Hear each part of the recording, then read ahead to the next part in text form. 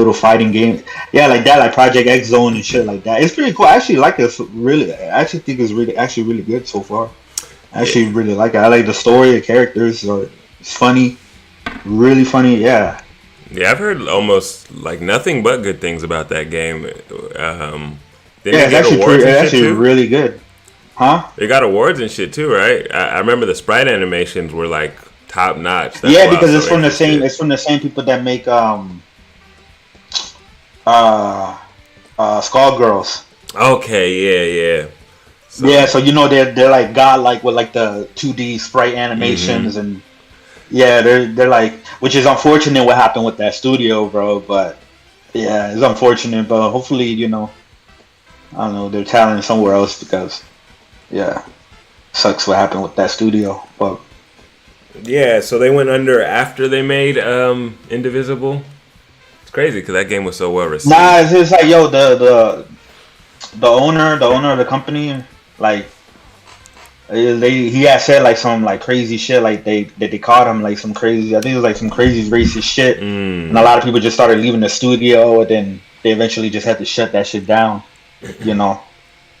So He just had yeah, to say it out loud, huh? I don't want yeah, and niggers playing my games. Like, why, sir? Why? yeah, but Oh well. yeah, because they had plans for like DLC and shit like that for that game for Indivisible, but it's like they shut down like soon after. Like I was like, damn, that's just crazy because Skullgirls is actually really dope. Like it was a really dope fighting game. It was actually like the first game to implement Rollback. rollback netcode for online fighting games. Like that shit changed the game. You know what I mean? Skullgirls low key. Like And I they don't made think we would this have. game Indivisible, which is really, really good. It's a really good game. Like I actually highly recommend it from what I played so far. Um, yeah, then it just sucks because some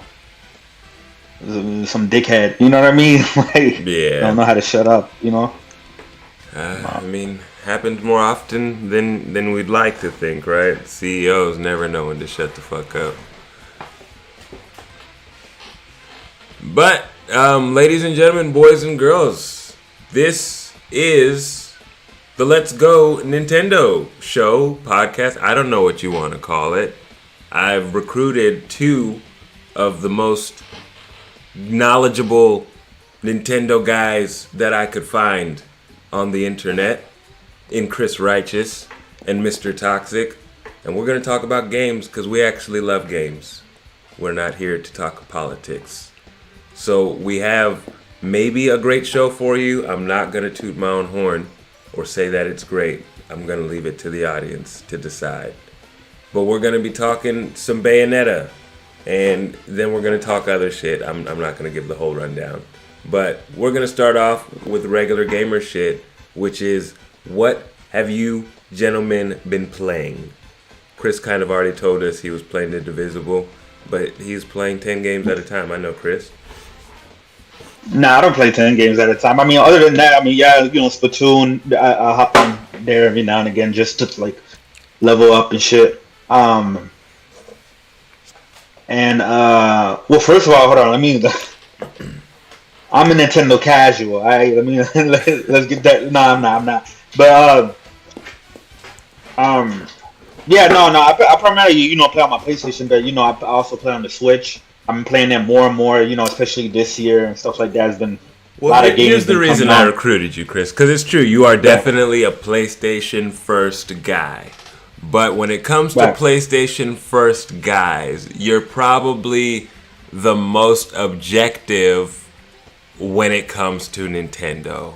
I've studied you, I've watched your Right. moves, and a lot of these other cats cannot give credit when it's due. And because they can't give credit when it's due, they're missing out on all these bangers that I know you go out and you play. Right, exactly. And that's the thing. It's like, they still like. I was never on the like wave of like dismissing Nintendo or their games or anything like that. You know what I mean? The only console I really dismissed was the Wii U, only because it's like, they didn't really have much like that was as interesting like right away. But I was just waiting for the new Zelda to drop because that's when I pick up that's whenever Nintendo comes out with a new console. I just wait till the new Zelda to drop, and sometimes it's day one, and sometimes it's not at all. And then Right. and in the Wii U's case, it wasn't at all. So I ended up not copying one. But And the crazy thing about it is, right, like, the Wii U wasn't a bad console. I didn't have a Wii U, right? But the I'm pretty homie sure had it one. wasn't. Yeah, I played on it. I played on it. And when you play on it, it's like, yo, this thing it's got a lot of dope to it, but there's a lot of shit that's like, I'm not gonna go get this if I can only get one console. But it wasn't bad per se, and it actually had a lot of like good performance and shit that was low key ahead of its time, just like the game. An ex coworker of mine, he had a Wii U and shit like that, and sometimes we'll go over there and we'll chill, smoke and drink or whatever. But that's when I played. I remember when he got Bayonetta 2, and we were drunk and high. We were playing that shit the whole fucking night. That shit was crazy. You know what I mean? So yeah, I'm pretty sure that like I would have enjoy it more, but I don't know. I was on some weird shit by then in the Wii U era. Like I was just transitioning back into like civilian life after like getting out the army and shit. You know what I mean? So it's like I wasn't like aiming hard, and I just got a PC and shit like that. So I was going. Yeah, it was just like a different time back then. But yeah, now I'm playing a lot of catch up. I'm playing a lot of catch up with these Nintendo games and shit like that. But I've always like. Yeah, and Nintendo has great games. It's like I don't see how people can hate on that shit. It's like like their hardware is usually ass, but to me, it's like I'm not gonna skip out on a amazing game. Like I just learned to deal with it. You know what I mean? Some people are just like, nah, I can't deal with it at all, and that's fine, right? But I just learned to deal with it because the payoff is that the game is still good and enjoyable. You know what I mean? So Yep. The thing about dealing with it, right, is like, I've been dealing with it. It's crazy to me. I mean, I understand that you eventually, you eat filet mignon for the rest of your life and you never eat ramen again, right? That makes sense. But at the same time, you don't forget where you came from. You know what I'm saying? And if you want to call Nintendo ramen noodles or hot dogs or whatever you want to call it, it's not too bad for me. Like, I can deal with it because I came up dealing with like frame dips. If you're going to pretend like that's not a part of gaming, well, I'm sorry, buddy. Frame dips happen.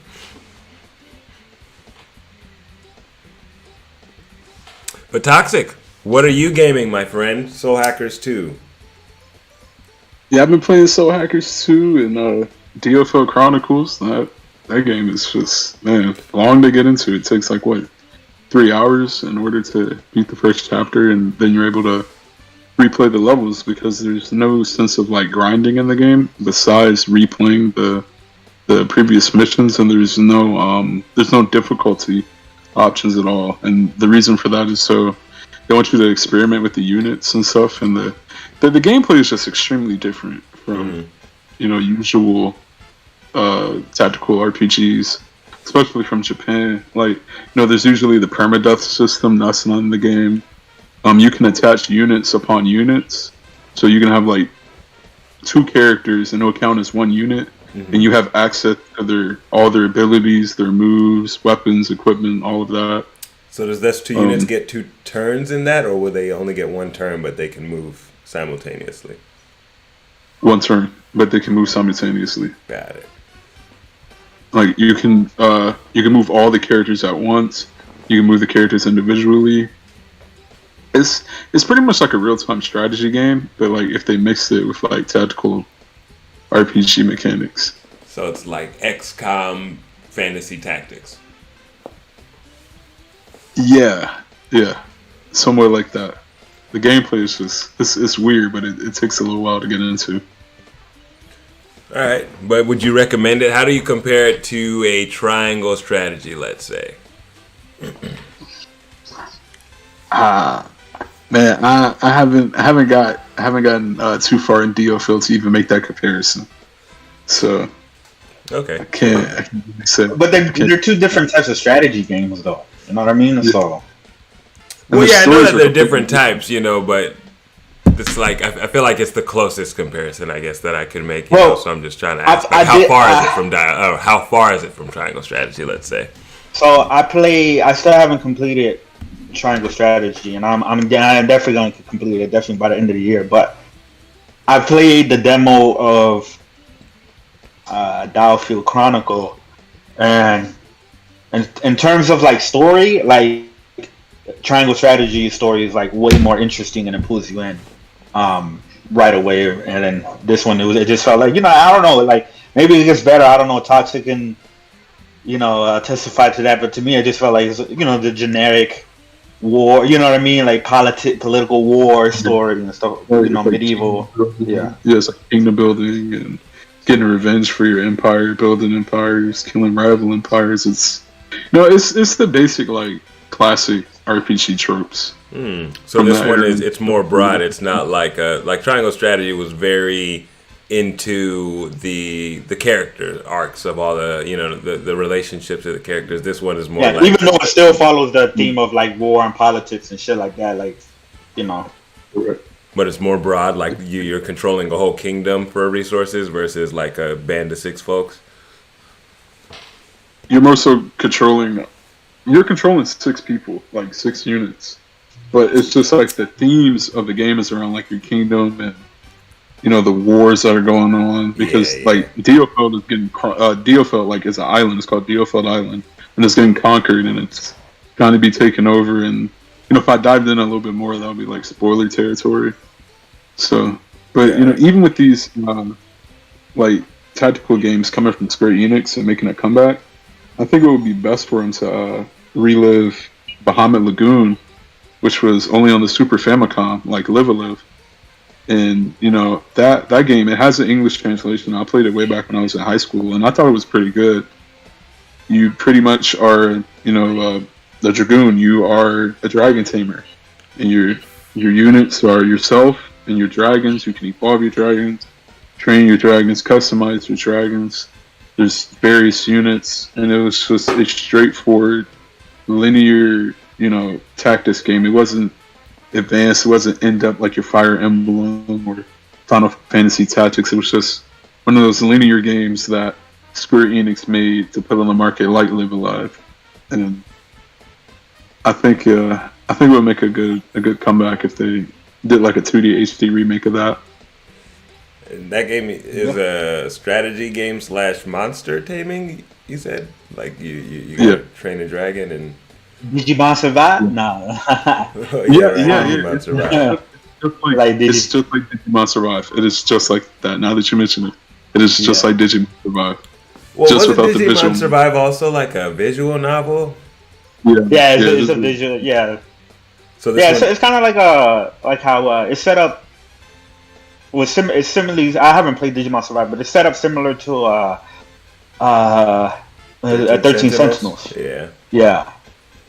Right. It's like, a lot of it is visual novels, but you do get your little tactical combat here and there, so. I think the only reason why people were mad at Digimon versus 13 Sentinels is 13 Sentinels is so damn pretty to look at that you don't mind necessarily going through that story where Digimon Survive if you were coming from Cyber Sleuth or something. You're like, what the fuck is this? Yeah, I don't know. I haven't played Digimon since I was young, bro. Like that shit. I was into when Digimon first came out, like the TV show. Oh, I was super hyped. I was all into that shit. That shit was fire. Oh, the first 2 seasons. And with Matt and Kyle, that shit was fire. That shit was crazy. And I had the pocket, the Digimon. Remember the pocket, the Tamagotchi thing. Digimon. Where you have to, take care of it and shit like that. I had that shit as well too for Digimon. But as far as the games, like, I don't know. I never really got into the games like that. I don't know. I hear like some of them are pretty good, like Cyber Sleuth and shit like that. But I don't know. Because isn't Digimon like a reverse Pokemon, right? Isn't Digimon actually an anime first, and then it become all the other shit? But then Pokemon is fucking a video game or a trading card game. I remember Digimon the anime coming after Pokemon. Right. But and then I don't know if there was like, I don't know, maybe the manga was first for Digimon. I don't know. I'm not entirely sure. But I remember the cards and the games coming after the anime for Digimon. Digimon had toys first, only in Japan, because the Tamagotchis are technically Digimons, but the Digimon Tamagotchi came out first in Japan. And then that took off, and then that's when they made the anime and games, and sort of became an anomaly only in Japan for that little time span outside of the original Digimon games that came out here on like the PS1. Those Digimon World games. Oh shit, I forgot completely about that. And now it's all flooding back to me. Those games had a lot of After promise. Digimon World, most of Digimon anything just fell off here. Especially the games. Like some of those games cost a lot, like the ones on the DS. Those rack up a pretty penny now. Because nobody really brought them in the rare. This is why I tell people, I was like, the Switch, I'm buying everything physical on the Switch. I buy everything physical on the Switch now. You know what I mean? Because I know some of these games, like even like Bayonetta 2, like when I bought it like 2 months ago, I was lucky to find it for $60. Because the machines are selling for like 65, and and Triangle Strategy is selling for more, like in the aftermarket or whatever. So I've been buying more and more physical copies on the Switch, and then I just ordered 2 Switch Japanese import games today on Amazon. They should be here Monday. I'm not gonna say. Y'all gonna know when I post it on Twitter. I'm not gonna say right now what it is because I'm actually excited for these 2 games. I love the fucking the Japanese box art cover of it, but yeah, it's like when you say it's like the DS or the Game Boy, whichever one, right, is very expensive. It's like that's how these Nintendo games are, man. Like especially like the handheld, like the cartridges now that they cost more and everything like that, so they're more limited to produce and they become more rare and stuff like that. That's why I tell people like y'all need to hop on that like the physical Switch wave, man. Because like in like 10 years or shit like that, like you're probably gonna have a few, probably not all of them, right? But you're gonna have a few of those games in there that it's just gonna be worth a lot. I can count like maybe just off the top of my head, I have like 5 that I can think of. I got Xenoblade 2, Chronicles of Torna. I got No More Heroes. What was that? The one with the spin-off one. Whatever that shit was called. I forgot what it's called. But there's a spin-off to No More Heroes. Not 1, 2, or 3. That shit, Travis Strikes Back, right? That shit is worth like $100 right now. And everybody hates that game. It's not even good. But because of these limited productions and shit, and then Coda Princess EX, which is like a spiritual successor to Guardian Heroes, they don't have no more of those. All them shits just go up in price, and it's like, jump on that wave. Y'all better hop on that Suikoden 1 and 2 on the Switch physical. Y'all better get that right away. Play Asia right now, and I'm thinking about copping. They're selling Grandia HD 1 and 2 for like $45. But I've seen it like on eBay for like $100. Right. So I want to jump on that wave. They still have River City 2, this, and we're giving free game right now. You know what I'm saying? If you're not a Switch fan and you don't know this shit, I'm never gonna say it again. I don't tell this to people because this is my secret treasure. But Play Asia, bro. They got some shit there, boy. They got physicals that you would never know existed if you're just playing shit in the West. Yep. I just started looking at them like a couple weeks ago, and I'm like, damn, they got some dope ass shit on here. You know what I mean? And I'm about to order from them. I'm about to order. There's a PS5 version of River City Girls 1 and 2. That's not even sold out here in the West, but it's region free. Yep. I'm about to get that from them. Yeah, I'm about to get River City Girls 1 from them. As soon as when River City 2 drops out here, I'm going to order my 1 from them because they still got them, and out here it's only limited run is where you could get that shit. But they're still literally at least got a few of them because they go out and in and they cycle out, but they still got them right now. Play Asia. But I know Toxic got a couple of limited physical games, right? What you got, Toxic? I know you got a couple of them. I don't really have like limited physical games on Switch at least. I think the only one I have is that Coda Princess EX. I picked that up when that came out, and I don't know. Would you classify Monster Hunter Generations, that port? Would you classify that as a limited run? Because I don't really see people talk about that. Do they still sell it sometimes? I mean, I see it on discount in a lot of places, I think they had a lot of those printed. Yeah, but it still could be limited because remember even the Mario 3D All Stars. Right? I actually didn't get that within the. Remember they'll say like, oh, we're only printing it for 3 months. They lied. I actually ended up getting it like 6 months later for like $50 for cheaper, just regularly and shit like that. And you can still buy them. So even though technically it was like a limited run, they pumped out so much that it's not even limited. It's like you can still find them shits, brand new copies of them shits for like $50. Bro, I have an extra one. I have 2 of these damn things stuck with this shit, man. I'm so sick. I bought 2 thinking, all right, we got the limited game. Here we go, Yep. Nintendo. We're going to scalp this shit. Hell no, man. Yeah, now you only get like $40, $30. Bruh, all I can do is take an L, so I'm just keeping it. Like, all I can literally do is lose money with this shit. So just don't open. Just keep one sealed. Yeah, have one sealed. You know what I mean? Yeah. Because eventually, even like Mario 64, you're right. Mario 64 obviously was one of the most heavily printed games on N64, but at some point, there was only 1 copy left. At some point, there's only 1 sealed copy of Super Mario Bros. They made so many ET games, they buried them shits. Right. You know what I mean? Yeah, at some point they're gonna bury them, and I have the sealed one. So, but the Castlevania also. If you can find that one for cheap, the Castlevania Collection on the Switch, the physical. Oh yeah, that one's hard. Snatch that up because that one's starting to skyrocket. Yeah. On the price. Well, the other one too, Bloodstained, Curse of the Moon, I think.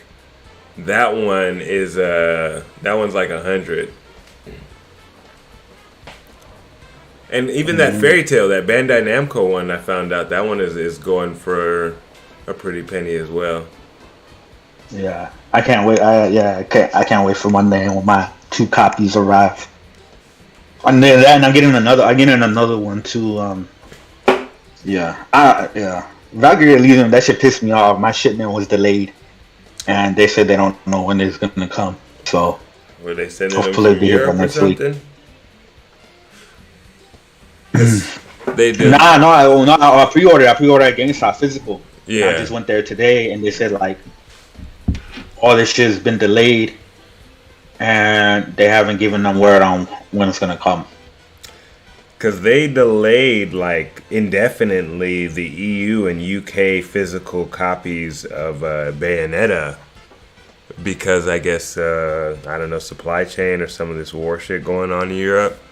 So that's why I was wondering. Does it have anything to do with that? I wonder. Oh yeah. No, I didn't hear about the Bayonetta, which it's a great transition. Fantastic. Yeah, that's what I was waiting for. But yeah, so Bayonetta launched again today. I actually got my copy at GameStop. I need to go pick it up. But you guys should probably go get those ones too. They're going to disappear and be worth money. So, but Bayonetta re-released today.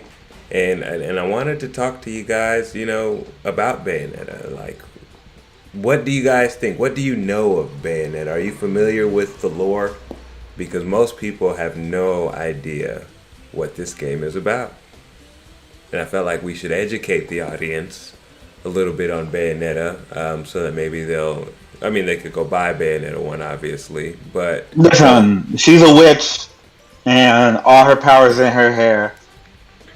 And that's all you need to know, bro. It's like, the game is what we played for. That was what I played for.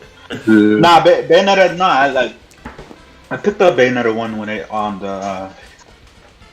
the 360. Yeah, I had it on Bayonetta, yeah. I had that shit on the 360, and I thought that shit was great, man. I thought that shit was like one of the better action games out played in that generation. You know what I mean? Because it was Devil May Cry 4. That shit was good. Dante's Inferno. I like that shit. Whatever. But I remember playing Bayonetta, and they were like, "Oh, this is the creators of Devil May Cry," and I was like, "Let me check this shit out." Actually, no. You know what it was that got me into it? It was actually one of my sergeants. My sergeant in the army, he was actually he was a big gamer like me, right? He was a big gamer as well too, and he was like, yeah, and he was hyping it up. So I picked it up, and I was like, yeah, this shit's pretty good. You know what I mean? This shit's pretty good. And then I think Bayonetta 2 was like way better, like in every way. Like Bayonetta 2 was like, that shit was like almost damn near almost a masterpiece almost. But yeah, nah, Bayonetta 1, that was my shit. I love action hack and slash games, ones that have depth and their combat and variety and stuff like that. You know what I mean? Like not just button mashers.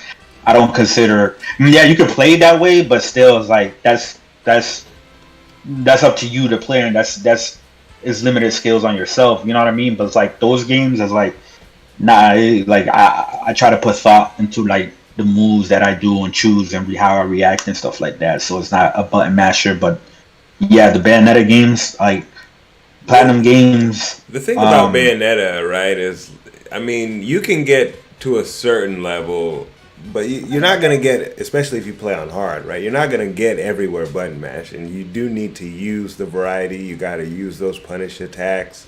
You got to use your arsenal, or you're going to get killed in that game. So, you need to use witch time. It's kind of a part of the game. So I've always liked how Bayonetta, even though hack and slash combat, I feel like they were one of the first games, maybe the first game, to really make a perfect dodge system that was rewarding. I think they kind of invented the perfect dodge, and that layer, being added to almost every single action game now.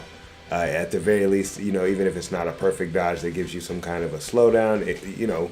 Dodging is just way more a part of games than it was at the time when Bayonetta came out. And I feel like it did revolutionize gaming at that time with those mechanics.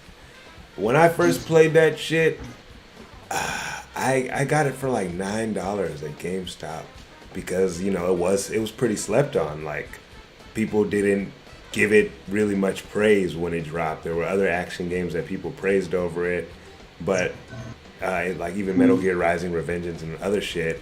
But I felt like ultimately when I played and actually got my hands on it, I'm like, this is the best action game that I have played in a minute. And what really sold me on it was Sega.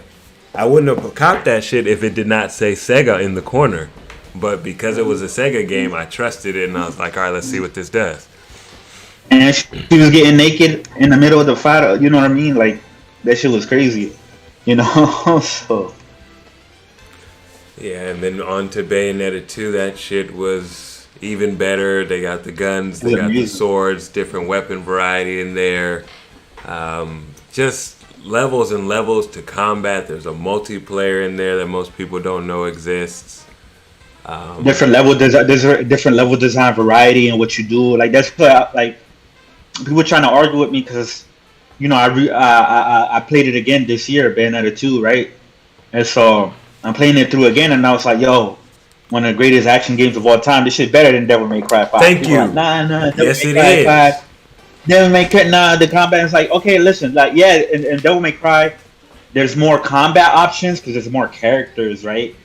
But the sheer variety in the level design and like the different, like in Bayonetta 2, you're like, you're doing like a Star Fox mission, then you're on then you're surfing on a wave, and then you turn into a little sea serpent and doing like underwater exploration and shit like that. And and then in the beginning you're fighting on the jet, and you summon one of your monsters, and then your monster is like want to be disobedient, so you have to whoop his ass to put him back in his place and shit like that. Like this shit is like way more crazier. And Devil May Cry 5, it was just all the levels were literally exactly the same. They all looked that underworld, like spine look, right? It was like a spine underworld look, and like you know what I mean. It's like the combat was fire, and I'm glad that Dante was back instead of that bitch ass fake Dante that Ninja Theory did. But Bayonetta 2 has it was way more like high paced, action packed. You're on mechs and shit like that in Bayonetta 2, like and. Plus, just when you do, when you do those demon attacks and all those punishers and shit like that, like you don't get nothing at that flashy in Devil May Cry at all. I mean, you get some flash, but you aren't summoning demons off of your clothes or catching people in a guillotine and then having to mash a button to get their head to come off and shit like that. So, but it's still fire though. Like Devil May Cry, like 5 with like the combat and shit like that. Like it's still really good. It's still fire. I enjoyed it, but yeah, Bayonetta 2 is. If you want like the Devil May Cry that you want to argue with will be like DMC 3, right? But not DMC 5. And I've been having this argument with people for a while because people were trying to tell me, usually, ponies or Xbots or people who don't want to admit that the greatness of Bayonetta and Switch games.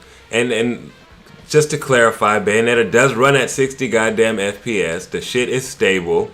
I get annoyed at people trying to pretend like Bayonetta 3 is going to crash the Switch all of a sudden like they can't do it. It is doable. Thank you very much. There is drops and stuff like that you'll see, but it's not like crazy to make it to where it's like unplayable or bothersome, Well, the thing about drops, again, every game, there's PS5 games that are, you know what I'm saying, it's not necessarily noticeable because games have drops. Yeah. Yeah, so it's like, people will be like, oh yeah, it's gonna, like, nigga, performance is never 100% necessarily on anything, but is anything game breaking at 60 FPS in Bayonetta 2? Absolutely not. And Bayonetta 3 looks better and Bayonetta 3 is going to be 60 FPS as well too. That's confirmed. Yeah, that's and confirmed. It already looks better than Bayonetta 2 graphically. So, I don't know.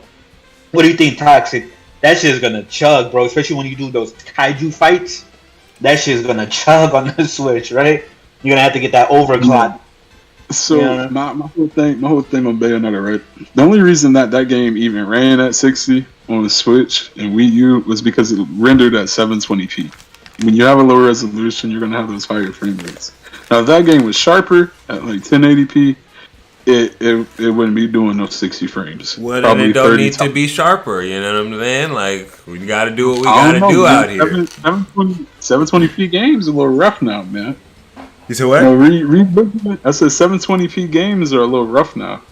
Because I was playing Bayonetta last year on the Switch. And I'm like, man, I can't do this. I was playing Bayonetta 1, and that's when I just played the PS4 version.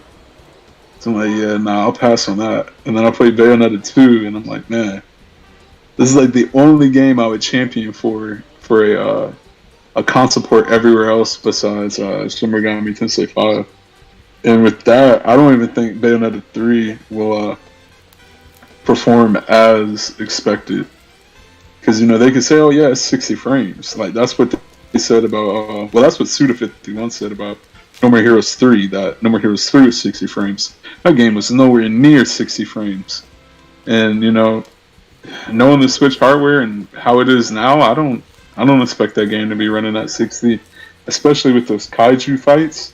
Well, it's going to target 60, but running that way the whole time, I expect a lot definitely of not running that way the whole time. I'm waiting for that PC port, or hopefully a console port, because way back in last September when that GeForce leak happened, they had the game listed for PC. So which hopefully one? Bayonetta 3? Yeah, there's Bayonetta 3 and SMT 5. Well, I hope not, because I don't want to see the Switch sell its arsehole out like the PlayStation and Xbox did, because that's the end of gaming. That's when we all gotta just it'll have to be, if it ends up on PC, it'll have to be Sega or somebody else to come in and publish it for PC, because Nintendo published Bayonetta, like it's first party published. Well, and they own the publishing rights to those games, so I think they couldn't even port them without Nintendo anywhere. They could make maybe Bayonetta 4, but I don't think they could do Bayonetta 2 or 3 anywhere else. Because if they do, let me tell you, man, this whole ecosystem of gaming, it's a wrap. The Nvidia leak's been spot on, so yeah, you know what I mean. So like, I'll be honest, man. Like the Switch hardware is sort of growing on me. I'm ready for a new Switch. I'm with you, bro. No, I'm with you too. I just think that is coming. You know what I'm saying? So I'm just waiting for it. It'll probably drop next year, or they'll announce it next year. We'll get it the year after. I'm still feeling 2024, but we'll see. Yeah. The only reason I feel like it still might come next year is because of them just throwing Zelda right in the middle of the year and giving us a firm release date in the middle of the year. Something about that speaks to me. Yeah, and like another system seller for consoles is for the Switch consoles are Pokemon, and there's no Pokemon game for 2023. So So the Pokemon leakers already been said that there's DLC. There's no new Pokemon game. It's just DLC for Scarlet and Violet. There's probably gonna be a big expansion to kind of like fill that void for Scarlet and Violet. You know? Yeah. Depends, because they usually just release 2 small expansions, but they release like one in the spring and then like one in the fall, and then that's what they typically do, because that's what they did for Sword and Shield. But then you have Zelda, May of 2023. So like, what is there to really push upon people for the holidays from Nintendo? But Like, I'm hoping they'll like do what they did in 2016, where they like give us a trailer out of nowhere of the like new Switch, and then they give a presentation in January, release it in the spring. Just do what you did when you released the previous Switch and try and put people on there. Because I think like the one thing I hear a lot of people say is, oh, it's not ready, no, or Nintendo, they're too deep in the Switch sales, or it's usually the chip supply constraint and all that stuff. And I'm just like, I don't know. I feel like those are excuses. Because like with the whole chip shortage, there's a chip shortage everywhere, but these companies are still putting out stuff. Like you have Nvidia, even after Avga left Nvidia, they still showed off that 40 series graphics card. Even though there's a shortage, they still showed it off. And then it's Nvidia who's making the Switch successor at least.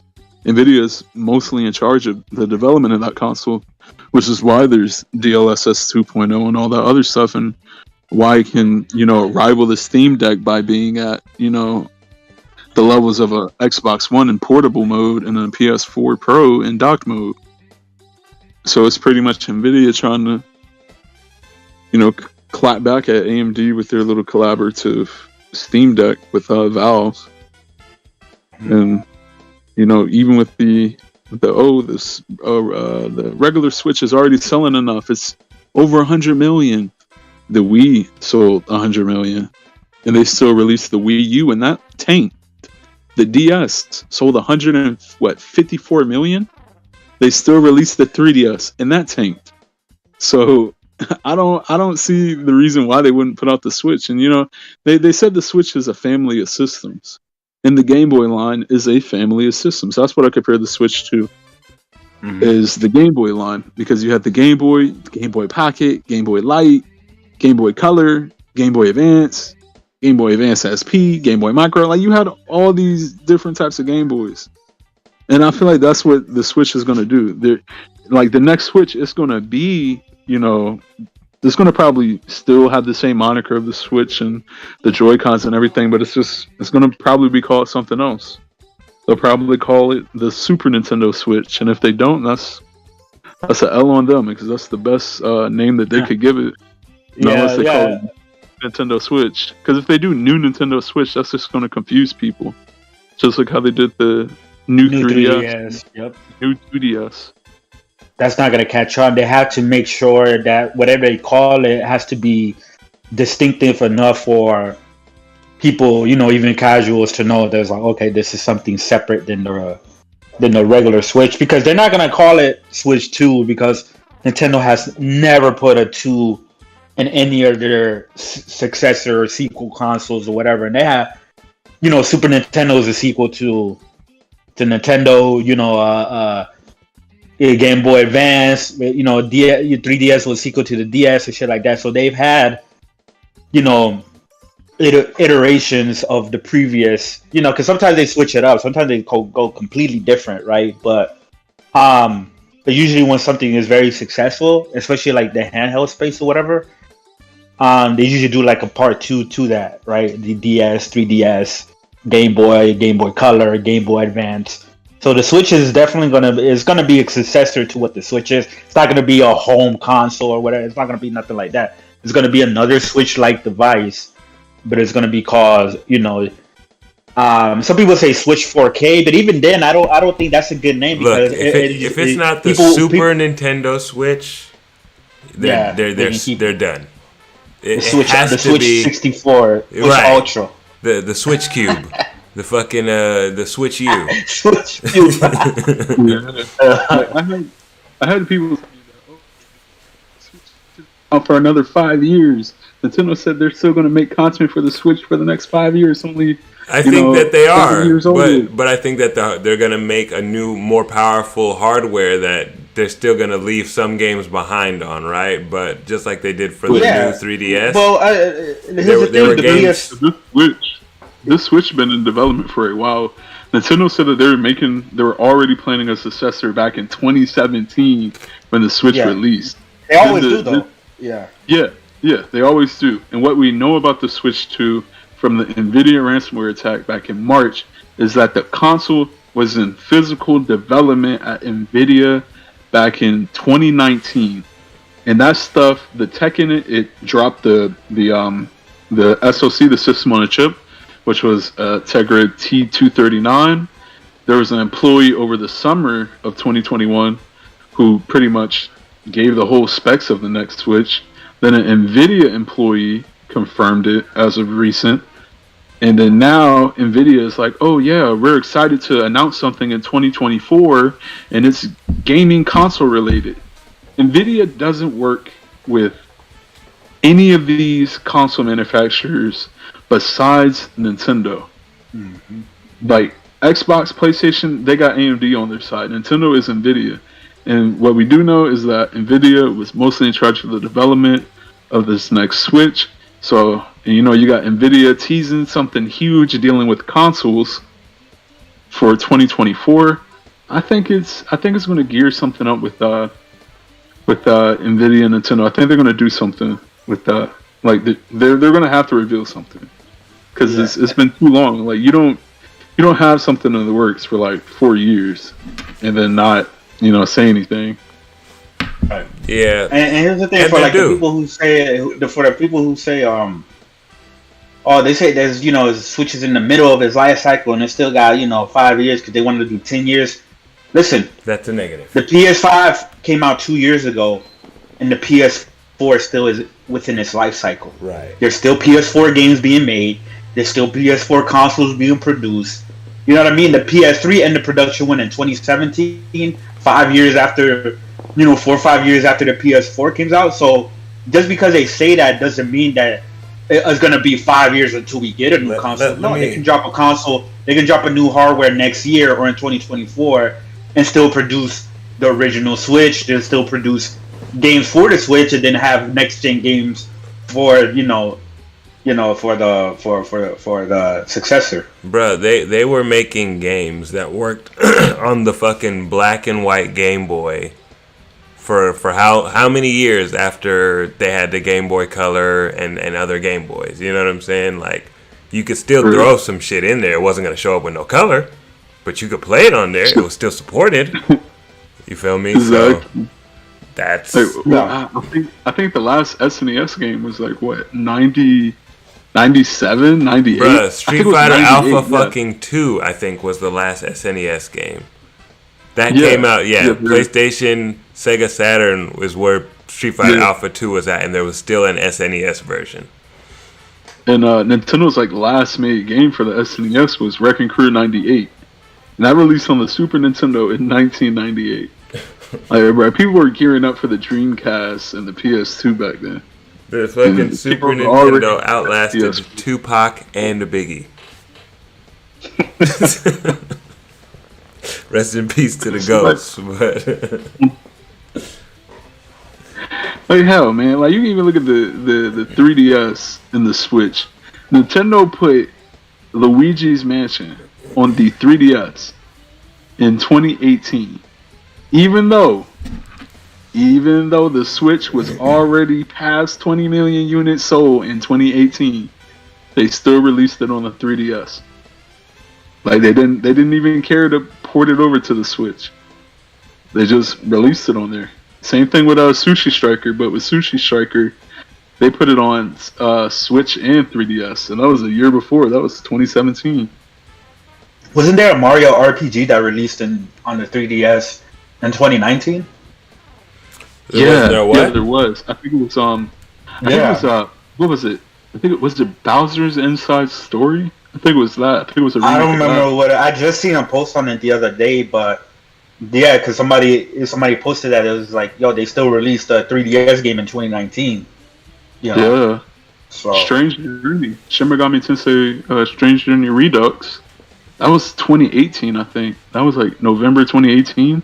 yeah, but that's Atlas. So we were talking about like Nintendo first, like their own first party game. I don't know who made that 2019 game for them, but they still. Yeah, that was Nintendo themselves.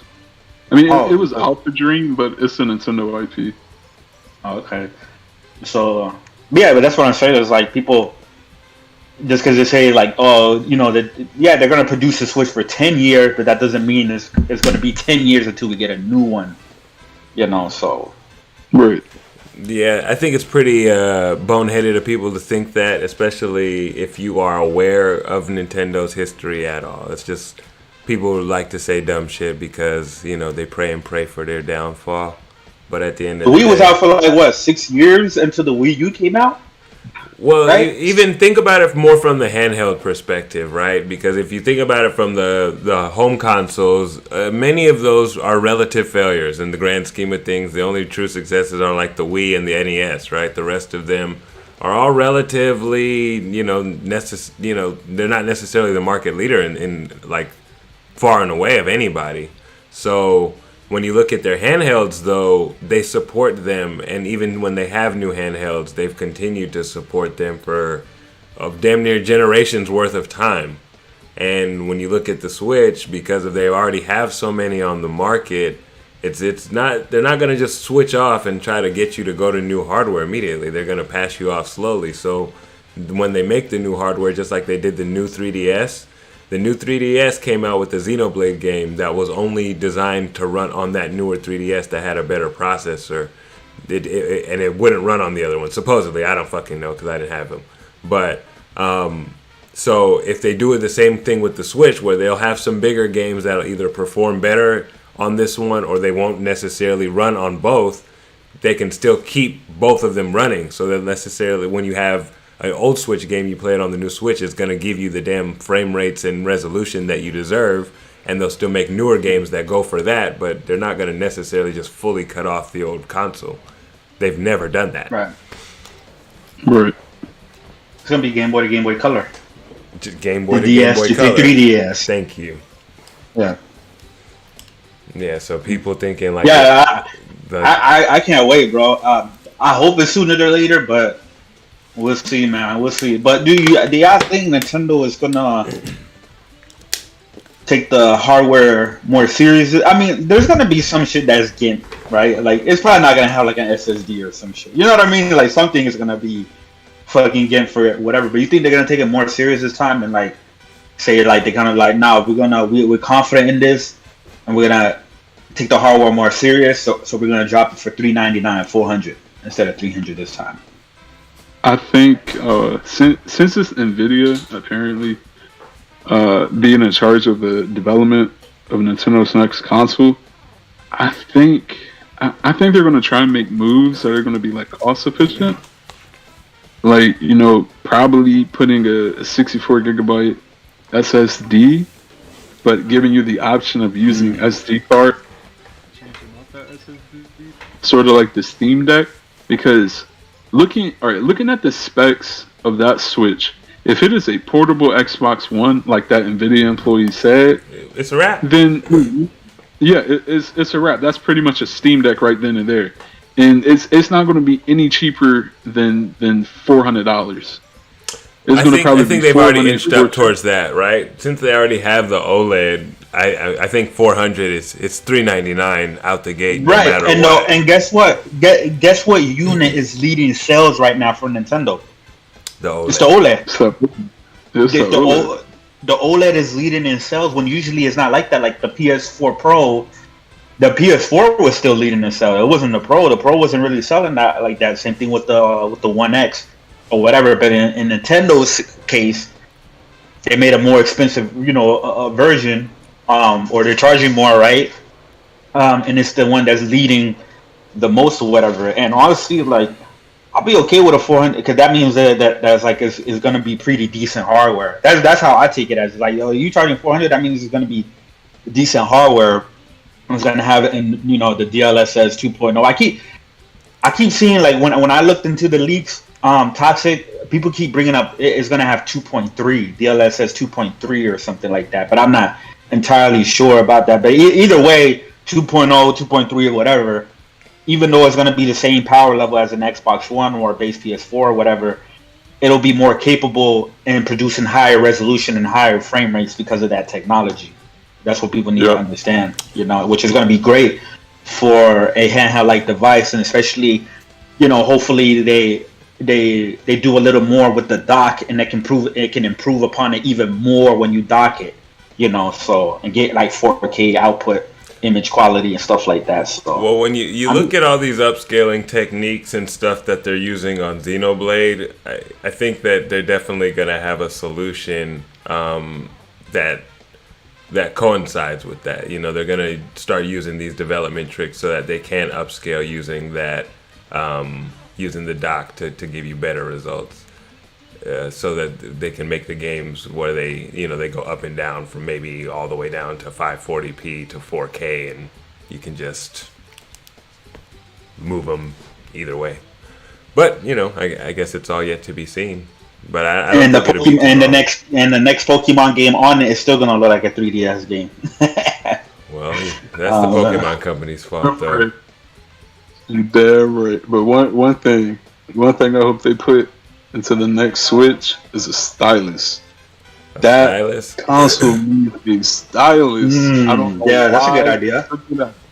I don't know why they took it out. Like that, it just irks me. Yeah, the touchscreen is barely even a feature on the Switch. Like I often forget that this thing has a touchscreen at all.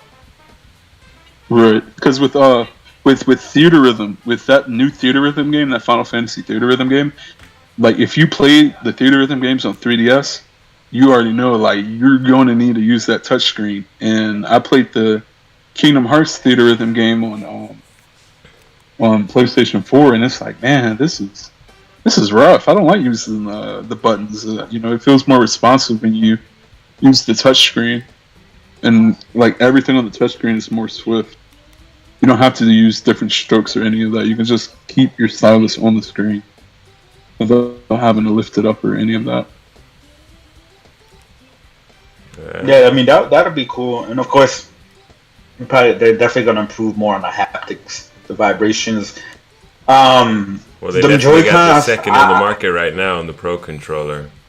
Second in the market. Triggers in the Joy-Cons. Huh? I can already see that. I'm gonna have to buy another Pro Controller because when that shit comes out, because I already know them Joy-Cons is most likely going to have drift. They need to invest in magnetic plates. I'm telling you, man. No, they need to get Hori to make their shit. Nah, they need to do what Sega did.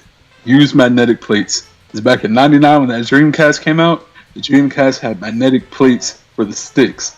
And that's why the Dreamcast sticks are the only sticks that cannot drift. Because you can't drift something that's not attached to the board. It's just magnetic. And that's why the Dreamcast sticks last so long. And it's over a 20-year-old console. So they need to do it. They need to do it. A lot of console manufacturers need to do that instead of being cheap, and using these flimsy ass plastic pieces to, secure the sticks and all that, and using just cheap parts. But then they demand, a high price for just a regular old controller. The damn Dreamcast, man. It's just ahead of its time. Great piece of hardware. Great piece of machine.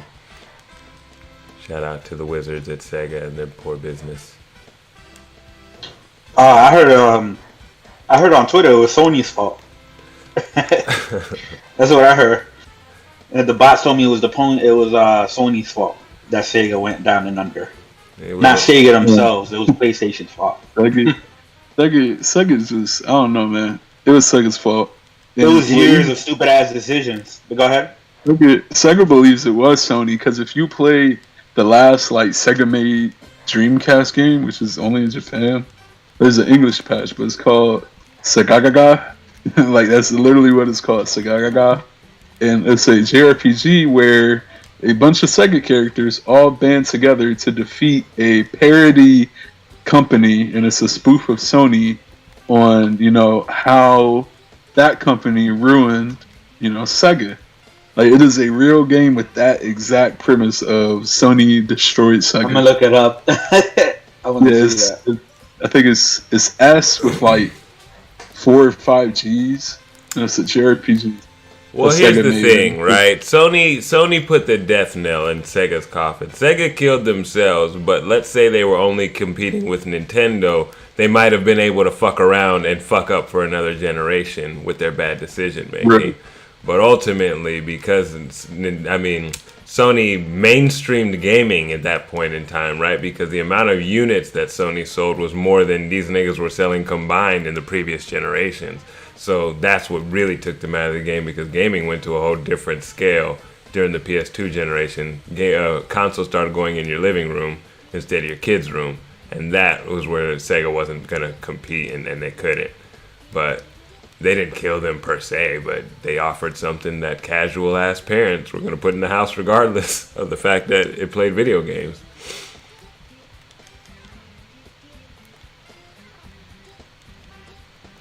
Yeah, I know. And Xbox was supposed to be the successor to Sega. It started off really strong, but then I don't know.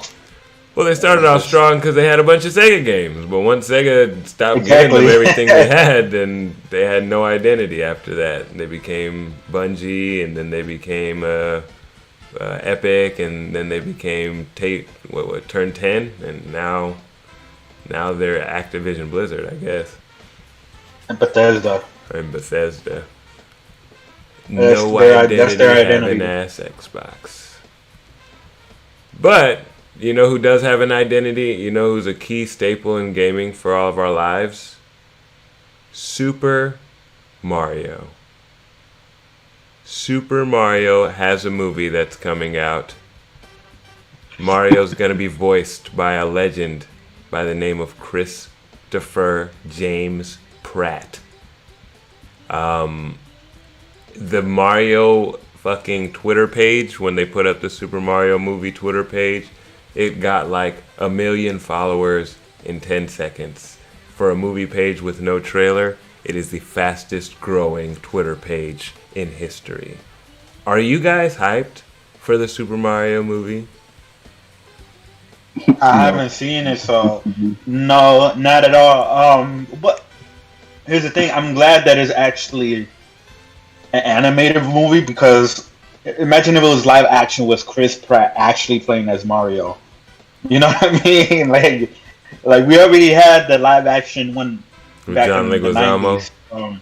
Yeah, Jesus. John Leguizamo and the other guy, and that shit was super. That shit was that shit was cool as a kid because it was funny, right? But nah, yeah, it was. they had them you had Bowser. You had what's his name? coats.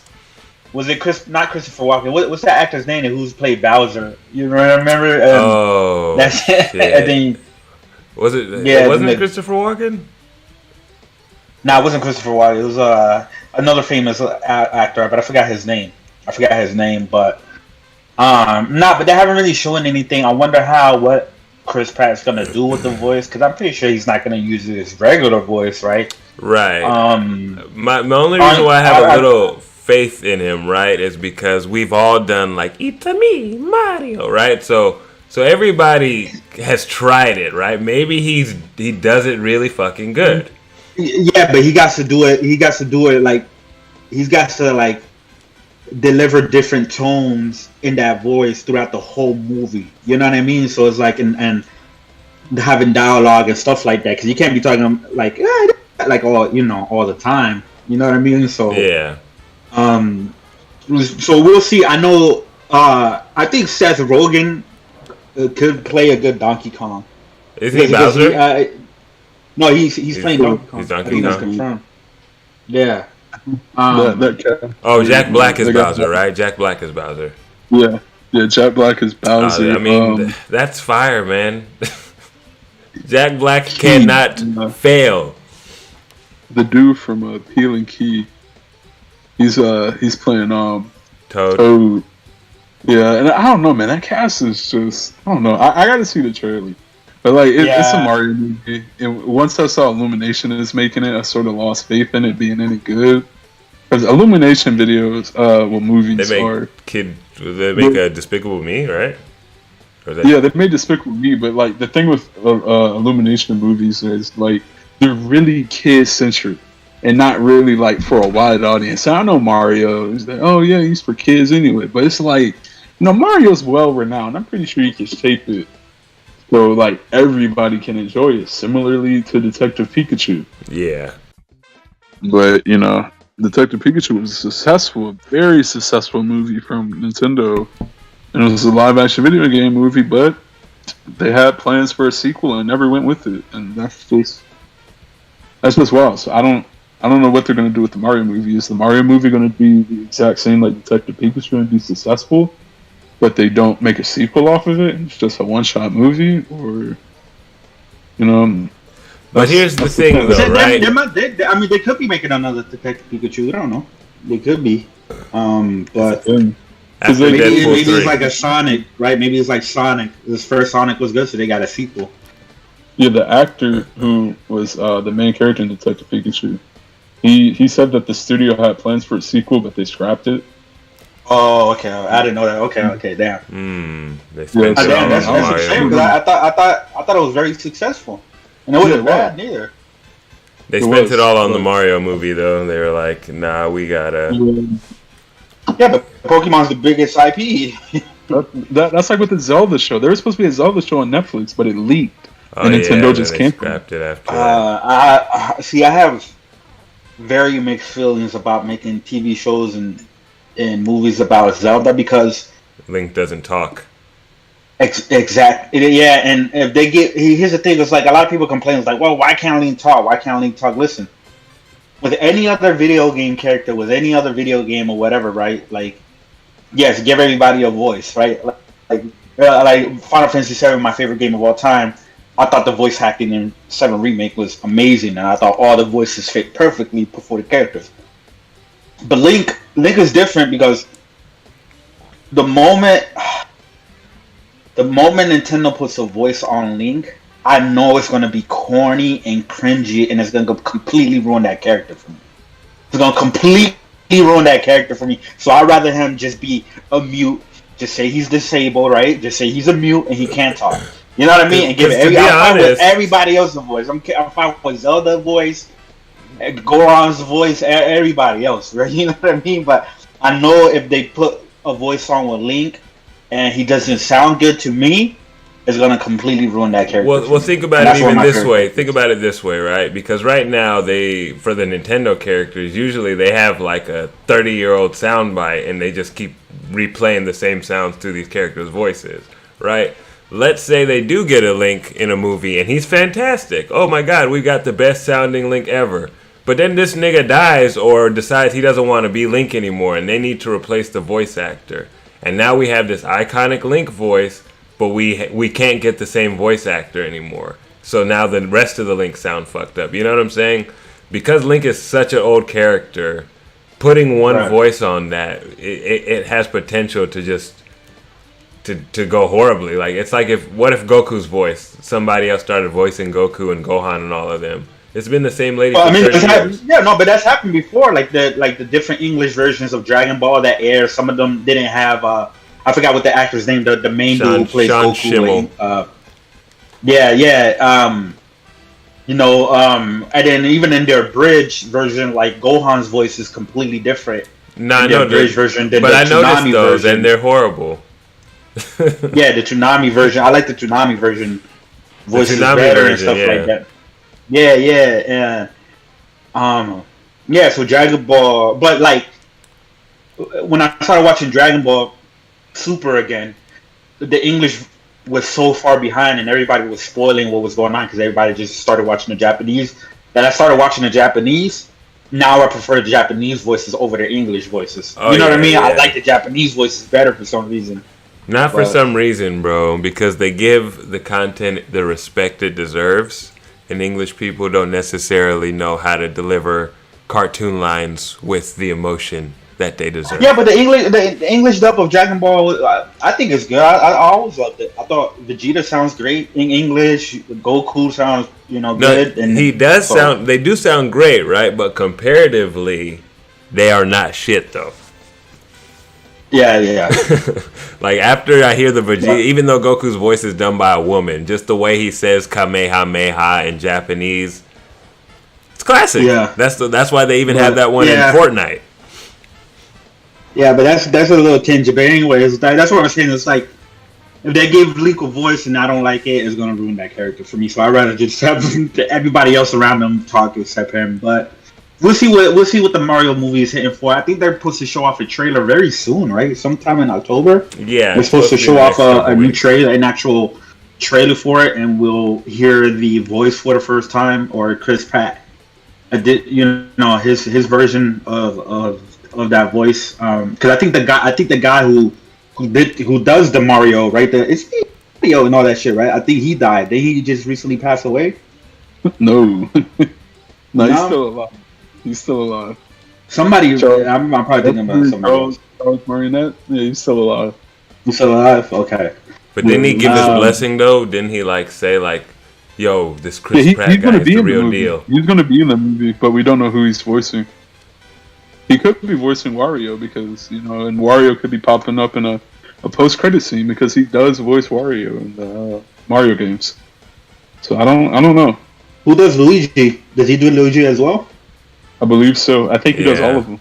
After he's had a little cry, then he does Luigi. Mario, Luigi, Wario, and Waluigi. And I think he does some other characters as well. What about Toad? I think he does Toad too. He does a lot of voice acting for a bunch of video games, even outside of Mario. Well, he's like there's that dude that makes Family Guy, and he voiced all the characters. Seth MacFarlane. Yeah, Seth MacFarlane. Yeah, Seth MacFarlane. Yeah. A lot of those guys actually voice 90% of their own characters. Same thing with the South Park guys; they do half of those voices too. Oh, and it's cheaper that way. Straight up. You got Persona 5 coming to Switch. Ooh, finally, I better see all these Switch port beggars that have been begging for this game. Honestly, it should have been out all years ago, right? But still, these dudes better pull up, man. And, you know what I mean? And I better see them shits chart. I better see that shit chart. I got it preloaded on Xbox. I'm gonna do the same thing I did on Deathloop. I beat Deathloop on PS5 and I sped ran it on Xbox to be one of the first people to beat the game on Xbox. So I'll do the same thing. So a speed run is gonna take you 40, 50 hours? Right. For Persona? I'm gonna just skip over all the text. I played Persona 5 and Royal on PlayStation 4. I don't need to read all that text all over again. I'm just gonna skip everything. Just fast forward everything. Yeah. Yeah, that might be the way to do it. Hopefully, beat it before that. Support it. I want to see that happen. I want to see Xbox dudes post up screenshots of Persona 5 when it comes out, and I want to see the Nintendo dudes do it as well. Yeah, I'm the Xbox because it's a long. I'm gonna check. I'm gonna check the first Palace. I'm not even gonna check the completion of the game. And in 2 weeks after launch, I'm gonna check the first Palace, the Kamoshida Palace, and see what the percentage is of because that takes around 10 hours, right, to get through that whole section and shit like that. When you beat the first Palace and shit like that, depends on what difficulty you play on. So if that shit is less than 10%, oh my god, I'm roasting. Bruh, what is it? It's 27% of people have the platinum for Persona 5 Royal, and only let's say less than 10% complete the first Palace for Xbox. Man, that's tough. Because that's with Deathloop. More people have the platinum for Deathloop on PlayStation 5 than the people who just beat the campaign on Xbox. Let me just read a comment real quick because this is a good one. Mr. Heisenberg said, Persona 5 would have sold more on Switch years ago with the Smash DLC, and Atlas just dropped the ball there. Abso-fucking-lutely. Absolutely. If they would have, if Atlas would have made that move as like after they dropped Joker and Smash, and he became even more popular with his addition to Smash, and they would have dropped that game a few months later. That shit would have went crazy. I think Strikers would have even sold better if they would have done all that stuff in conjunction. Yeah, the only reason why Striker didn't perform as well as the PlayStation version in terms of like Japan is because it's like, why are you buying a literal direct sequel to a game that's to the game where the first game is not even on the platform? Yeah, exactly. If they would have announced Strikers and then put out that port at the same time, both of those would have sold like hotcakes. Yeah, it's not even a sequel to Vanilla. It's not even a sequel to Royal. It's a sequel to Vanilla, which sucks even more because it's like weird. Royal came out a year before it. Exactly. So, and the manga is titled Persona 5, but the manga recaps the events of Persona 5 Royal, but Royal isn't canon apparently. It's like Royal has to be canon, bro. Royal has to be the canon. Royal is the actual Persona 5. You know what I mean? Yeah. Same here. That's what I believe. But yeah, apparently it's not canon because of the sequel. I'm like, what the world? Y'all can't live in the head canon, man. But then you have Persona 5 Dancing, which is another sequel to Persona 5, and that's not on Switch, and that's not on Xbox.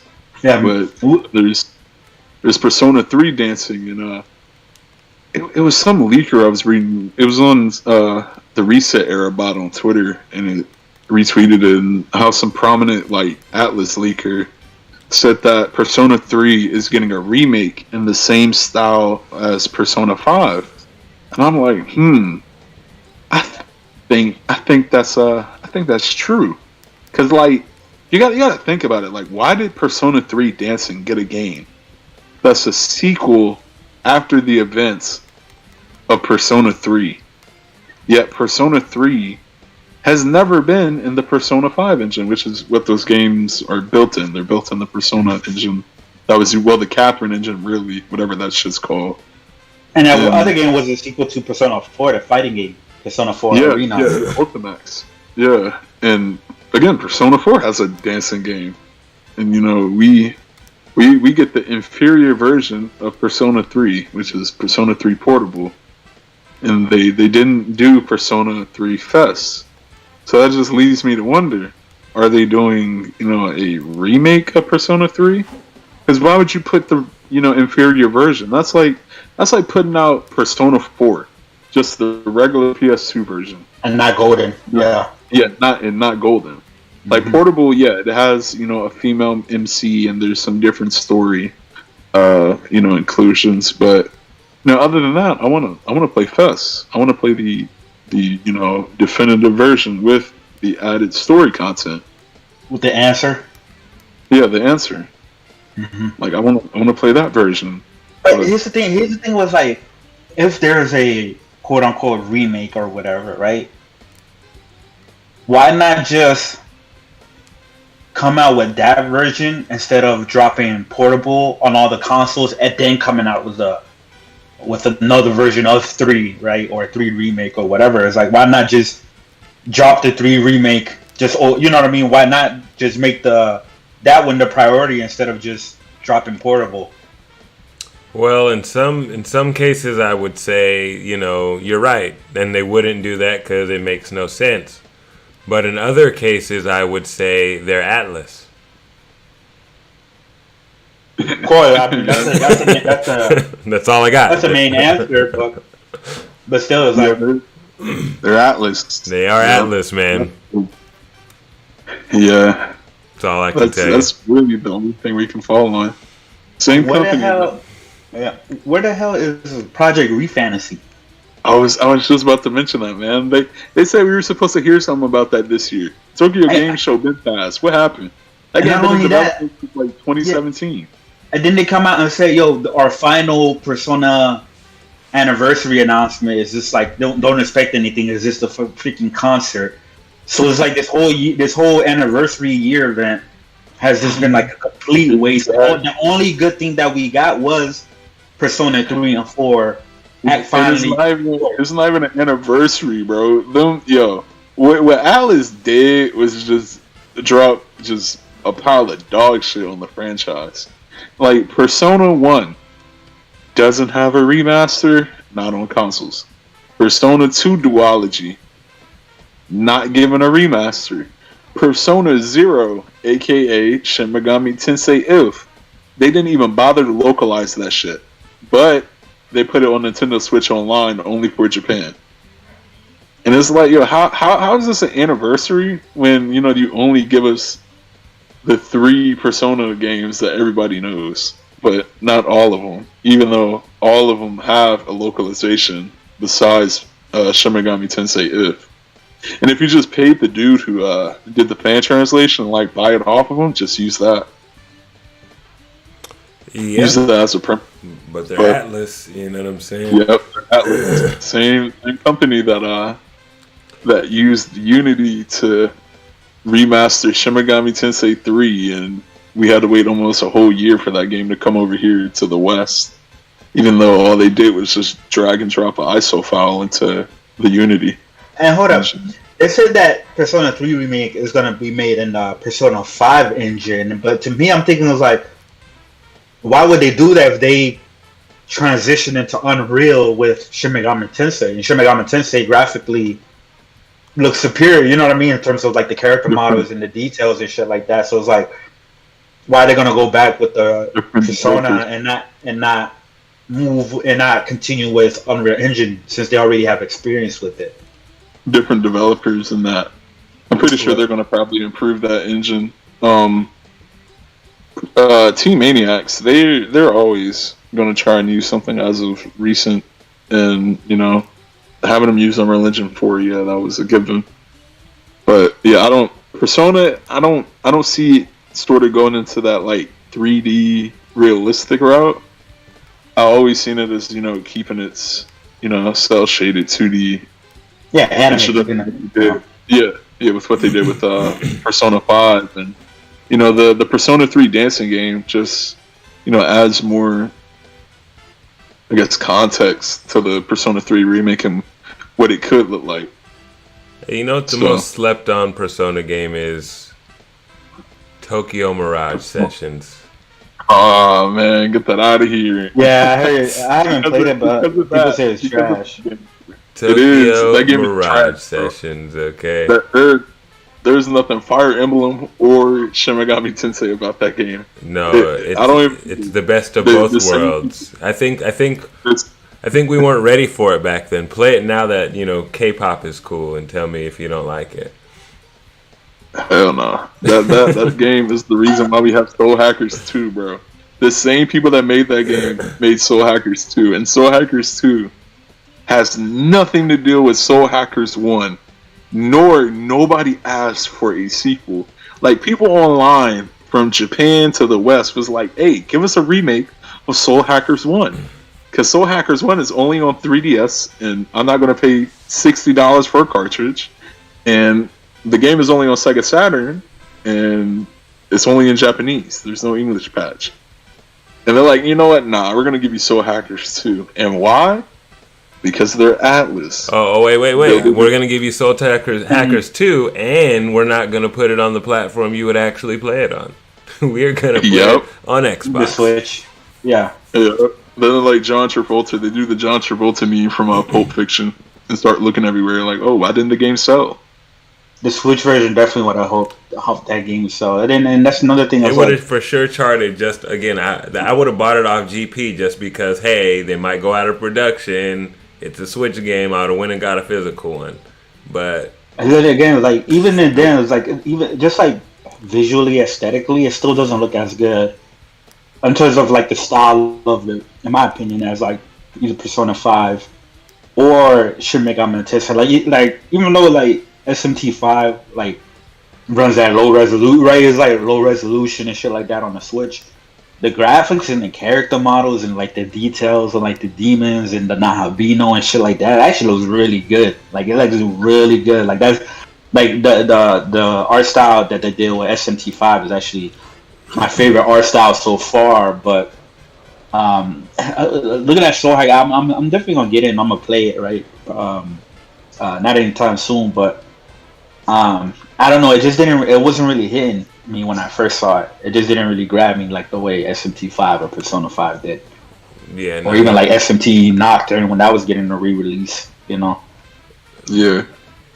But that Tokyo Mirage session is gonna hit different though when you play it in 2022. You open up your heart. You feel me? Just run it back. Give it a chance.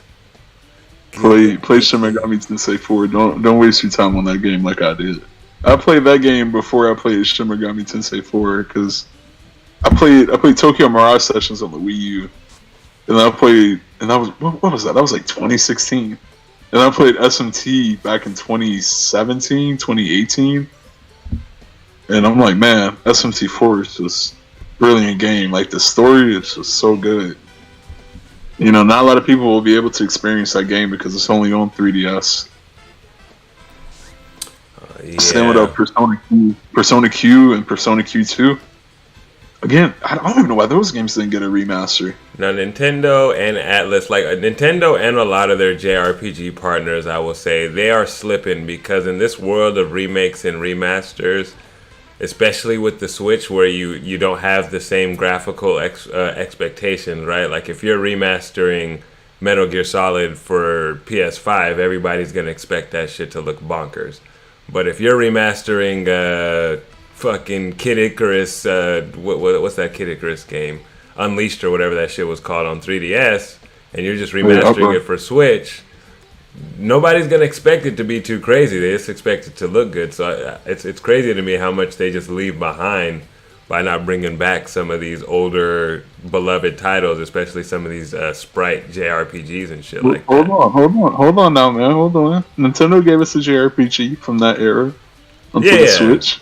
I'm not saying that they're completely slipping, right? I'm saying we would pay a lot more money if they gave us more, is what I'm saying. Like they're leaving money on the table, is what I mean. Oh yeah, for sure. Like that's what I'm saying. I'm like, you know, they give us Miitopia, but who was asking for Miitopia? No, not a soul. Not a single soul. Hey, but at least Nintendo is actually making first party JRPGs, and they're the only ones that are doing it from the big three. You know what I mean? At least they're actually still making actual JRPGs themselves. You know, so that's why I appreciate them now, man. I appreciate them more. Yeah, and you know, and not to I mean, that's why I really appreciate Nintendo. That's why I've turned back into a Nintendo stan, because they're holding down the Japanese market. But really, they're actually saving that market and making sure that those games are going to continue to be made and supported because the Switch is doing so well. Even with you can even ask Genki. He was like, this year's Tokyo Game Show, it was just like one of the better ones that they've had in years. It's just like everything is like seems to be going way better over there and stuff like that. And I think Nintendo was playing and they're starting to play, especially like the next gen Switch. Oh man, you don't want these ponies don't want that system to be powerful to where it's like now these Japanese developers feel like they don't even need a PlayStation port anymore, and it just becomes another Xbox for Japanese games. You know what I mean?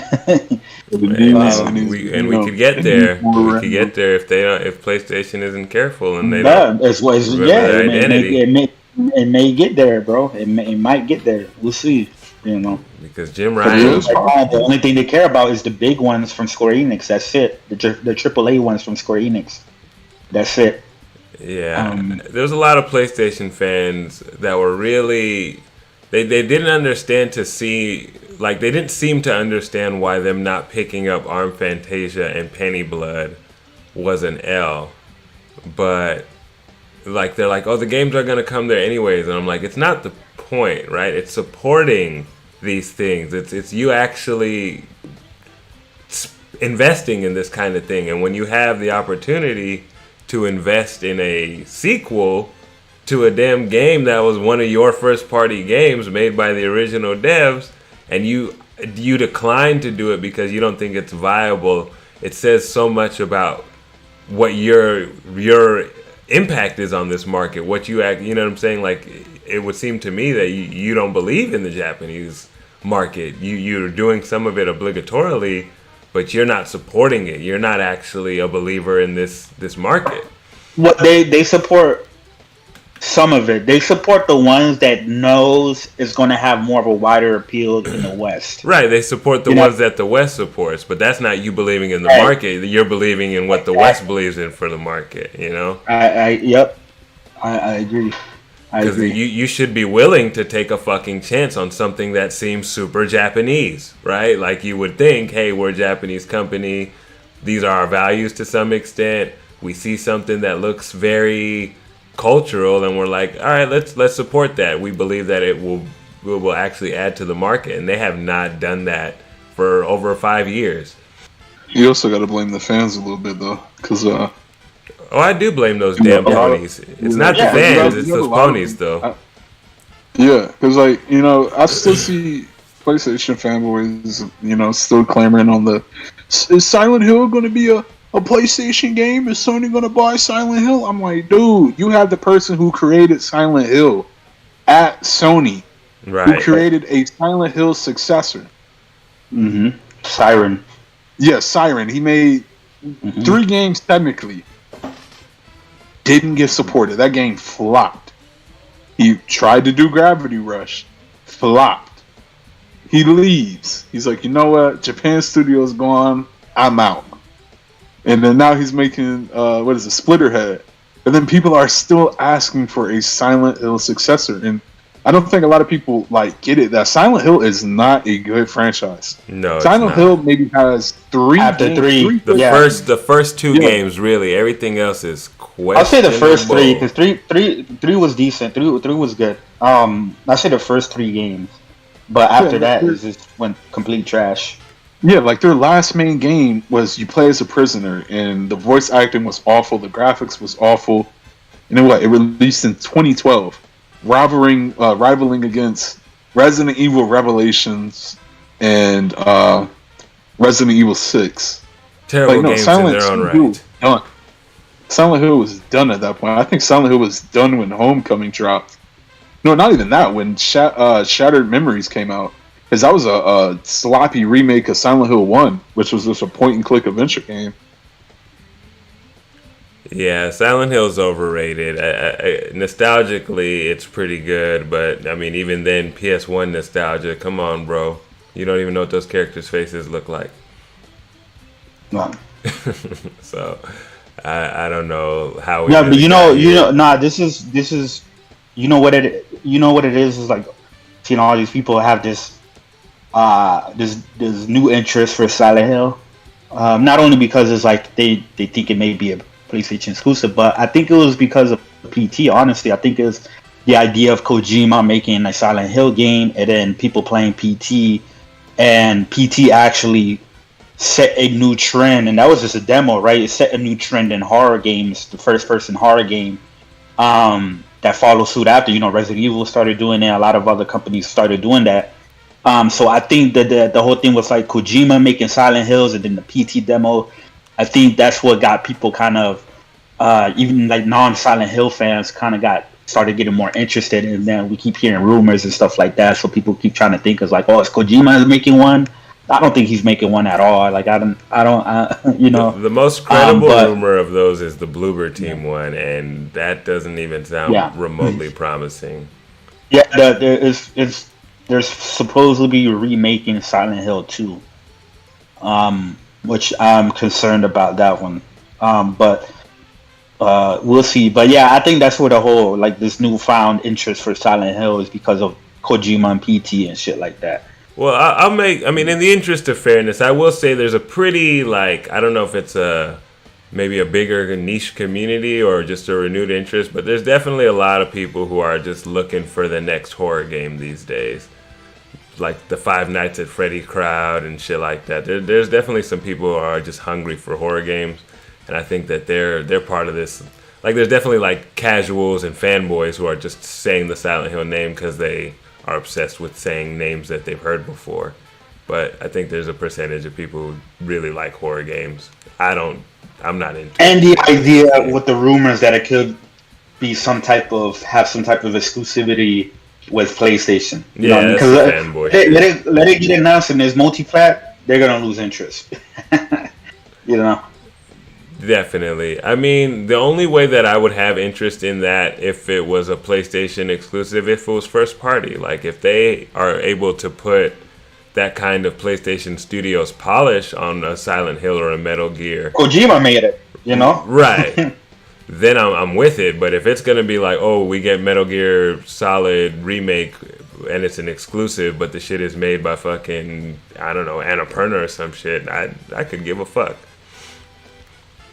So, it's making a Nintendo exclusive. What's that? Just like how Koei Tecmo made Fatal Frame 5 an exclusive to the Wii U back in 2014. Yeah, but whatever happened to that successor to Eternal Darkness that got kickstarted? Oh yeah, that shit flopped. Oh, it got canceled or what? Did it come out? Yeah, nah, it got canceled. It never met its goal, I don't think. But after that, I think Nintendo renewed the Eternal Darkness IP like 4 different times. So, I don't know. I want to believe Nintendo's doing something with the Eternal Darkness IP. Because they've renewed that IP more than like their other IPs that they never made a game for, like Star Tropics and other shit like that. So, and even still, Star Tropics, I think that's another like dormant Nintendo IP that could really be successful now, because it's all about like, well, the theme of the game was like survival. What's the game? Star Tropics. I never heard of that. What is that? Is that a That's a Japanese Nintendo game? IP? Nah, this is old. This is from the late 80s, early 90s. This is on the NES. It was made by Shigeru Miyamoto. It played like the first Legend of Zelda, so it's like top down. But you were on this island, like in search of your dad, and you come across different enemy types. There's different bosses. In the sequel, it's like all tropical, like you're on a deserted island again somehow, and It's like Link's Awakening. somewhat. It plays Link's more Awakening, so like, you're on an island, it's top down. That's why I say that. yeah, it's more so like gameplay wise, like the original Zelda, because it was on the NES, but it has better sprite work. Well, that brings up a good question, though, right? Let's say you have one wish from your magic game genie, you know. So you have a game genie, okay? Wish. Right? And you can bring back one fucking dormant Nintendo IP. Who is it? I would say Wario Land. Wario Land. Why Yeah, Wario do you Land. say Wario Land? Because, well, for me, it's more of a nostalgic reason. I had all the Wario Land games as a kid. I had all the Wario games actually. Oh, Even Wario Land World. was just that was like a Game Boy game, right? But it was like Super Mario World, but with Wario. Yeah. Okay. There was a yeah. Game Boy and Game Boy Advance game, and then there was a GameCube game called Wario World. That was like a 3D game, but yeah, it's pretty much like, you know, your typical 2D Mario, but it's Wario, and you have the crude humor of Wario and like that Wario franchise within the game. The sprite work back then was good. The gameplay, it was more in depth than, you know, just jumping on your enemies. You know, Wario could rush into things. You could, in certain games, like on what was it, Wario Land Shake It Up, you could use the Wiimote and, you know, do these, you know, gimmick movements, and it would cause Wario to, you know, do different type of moves and attacks throughout the side-scrolling levels and all that. I mean, I don't know, I just love the crudeness of Wario, and how he really hasn't got enough appreciation from Nintendo besides the WarioWare games. He hasn't had a mainline entry since, 2007, 2008? He Yeah, outside of WarioWare. Yeah, when you brought that game up, I couldn't think of what it was, but when I remembered just the idea of it being, because it basically was a Mario game, so the gameplay was definitely there. And then when you combine that whole Wario's world and the crude humor and shit, yeah, that would be a good look, man. I would be pretty excited about that, especially if they did it, let's say, in like the new Super Mario Bros. Style. I think it'd be kind of lit. Chris Righteous, you don't necessarily have to choose a Nintendo if you don't want to, but dead franchise. I was gonna choose a Nintendo, and my first turn-based RPG, which is Super Mario RPG, Legend of the Seven Stars. That series, I definitely want to see that come back now that the success of like Mario Rabbids, right, and stuff like that. I think that could come back and do pretty good. But obviously, like Star Fox. But I would like it. And me and Fox talked about this the other day, like Star Fox, but the one that was like on GameCube. Star Fox Adventures. Not the on rail shit. Because they're like, yeah, that's cool and everything like that. But I think that's like outdated. Like you need to evolve Star Fox, and that's what Star Fox Adventure was. But a lot of people complained about that. You know what I mean? So they never came out with one, but. Yeah, like I would like another Star Fox to come out, but one that's like, you get on the vehicles, right? You get the different vehicles, and you go into outer space and shoot shit up. But then there's also like a little action adventure aspects to it, where you're playing as Fox on the ground, and he has his little, guns and unique move sets and shit like that. So I think that'd be, I think that'd be pretty dope. So what if Bethesda made a game, right? It's like No Man's Sky kind of, but it's Star Fox, and it's just called Star Fox.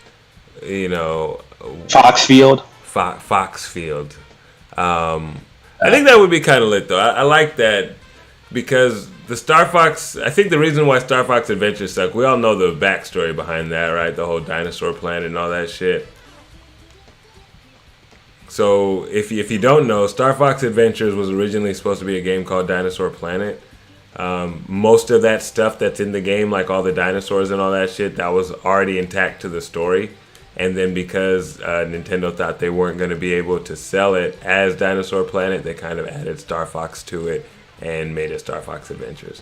So, the reason why the game wasn't necessarily well received is because the shit wasn't even meant to be the game. Like you can actually, I think they've had leaks recently where you can play Dinosaur Planet. The whole game exists, without Star Fox in it. So I think if they were to give it a chance to make it an actual Star Fox game, because like you said, the whole spaceship shit is tired. Like the last thing I would want to do is control Star Fox in just a spaceship.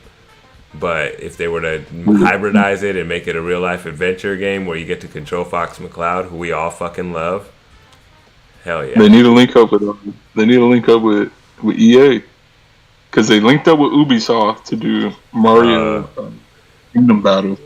I'm pretty sure they linked up with they linked up with Ubisoft for whatchamacallit, right? What's this shit called? The Habit. Yeah, Mario Kingdom Battle. No. They have the game with the Star Fox. You got Starlink. Yeah, that was like really big. But I'm talking about like a full-fledged game. Like they hooked up with Ubisoft, and they helped make that Mario Kingdom Battle game. And I'm like, if they hooked up with EA and was able to work with BioWare and make a Star Fox game where it's exploration and actual battles in space, and I don't know, it's like a BioWare game. It's like Mass Effect, but it's Star Fox. Because that's the only route Star Fox can go now, is to go with that, Mass Effect style. Yeah. Where you have the narrative, you have character development, you have the different races of whatever in the game, the different species, the environments, the ecology within those environments. I think that would be a really good look, to be honest, because it could bring more kids into that kind of game, right? Like, obviously, you got Callisto Protocol, you got Dead Space Remake. So, these space exploration kind of games, there's a market for them as adults, but there is nothing for kids there. But if you were to have a Star Fox BioWare style game, then you kind of have like baby's first, space exploration RPG. But you do it through the Star Fox lens, just kind of like how Zelda is kind of like baby's first Western RPG to an extent. Zelda ain't no Western RPG. I mean, it's an open world RPG. You control a man with a sword. You got inventory management. It's the first. It's not a JRPG. You know what I'm saying? So. No, it's an adventure. It's an adventure game. That's what it's an adventure game. Or you can say action adventure. But, action adventure then. Yeah, because Dragon Quest 3 is the one that started all that like open world day and night cycle. You can choose male or female. You could take on the objectives in any order and shit like that. Like that started like in the late '80s with Dragon Quest 3, and it was the Western devs that took that template and implemented into their RPGs. And then it just became a staple for Western RPGs going forward. And then JRPGs started doing less and less of that, aside from like a few games like Romance Saga and shit like that. And it started being more character and story focused linear games for the most part,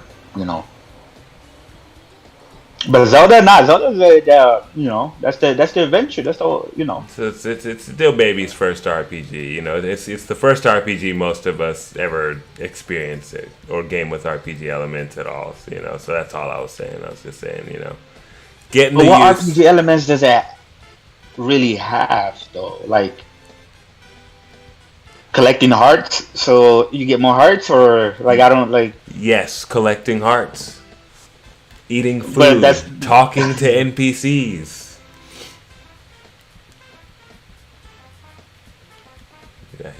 I mean, I don't know. Yeah, but I don't know. It's like you do the same shit in God of War. You collect things to upgrade your health, but that's not an RPG. It's still an action adventure game. They consider it RPG elements. The only reason I say it for Zelda is because it has like Breath of the Wild has more RPG elements than Ocarina of Time. Yeah, the only reason I say it's RPG elements is because, like, for now, right, there's more to play. But when we were kids, the first thing we had that really had any depth to it was Zelda. There weren't any other games that really had, you know what I'm saying, that level of depth. You got Zelda, and then when Zelda came out, you remember? You got that.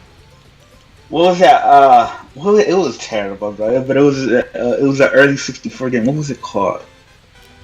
Was it it was an RPG. Was it oh my god. Was it called Quest 64? Oh my god, yes. I don't remember that too well, but I remember it was trash. That's all I really remember. Yeah. Quest 64. That was like an RPG. It was a super early N64 game. Yeah, it looked very 64 though. I remember like being like, "Yo, these graphics," but the fucking game itself was straight dog shit. Got fucking reviewed horribly. That's funny, Quest 64. That shit was like RuneScape before RuneScape. Yeah, the combat was just terrible. I remember the combat just being straight trash. So, there's a lot of shit games on Nintendo 64, dog. There was a lot of fucking boo-boo on there. Mm-hmm. Buck Bumble. Bumble. Man, what the 64 did have was WWE games. That's what they had going for them. Yeah, they had some of the best WWE wrestling games. To date, still no better ones. Yeah. They had Rare was a second party powerhouse for Nintendo, especially the 64, So, yeah.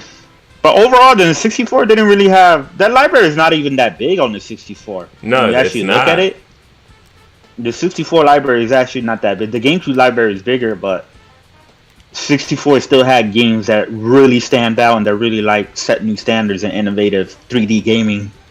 Going forward forever. Yeah. But yeah, a lot of questionable games on there, or a lot of questionable versions too, because of that no rendering engine and shit like that. You'd be like, isn't this supposed to be I better remember than the getting Mortal PlayStation Kombat on version? there too. Huh? Remember Mortal. What is it? Mortal Kombat 4. Yeah, because that was the one where they first went like, yeah, Mortal Kombat 3D, 4. yeah. That's when they first started doing the whole 3D, right? And it became more like a Virtual Fighter Tekken style Mortal Kombat instead of the 2D style. I liked Mortal Kombat 4. I'm not gonna lie. I like the direction they went with that. I don't even like that shit anymore. But remember they had the weapon system and shit on there. It was interesting.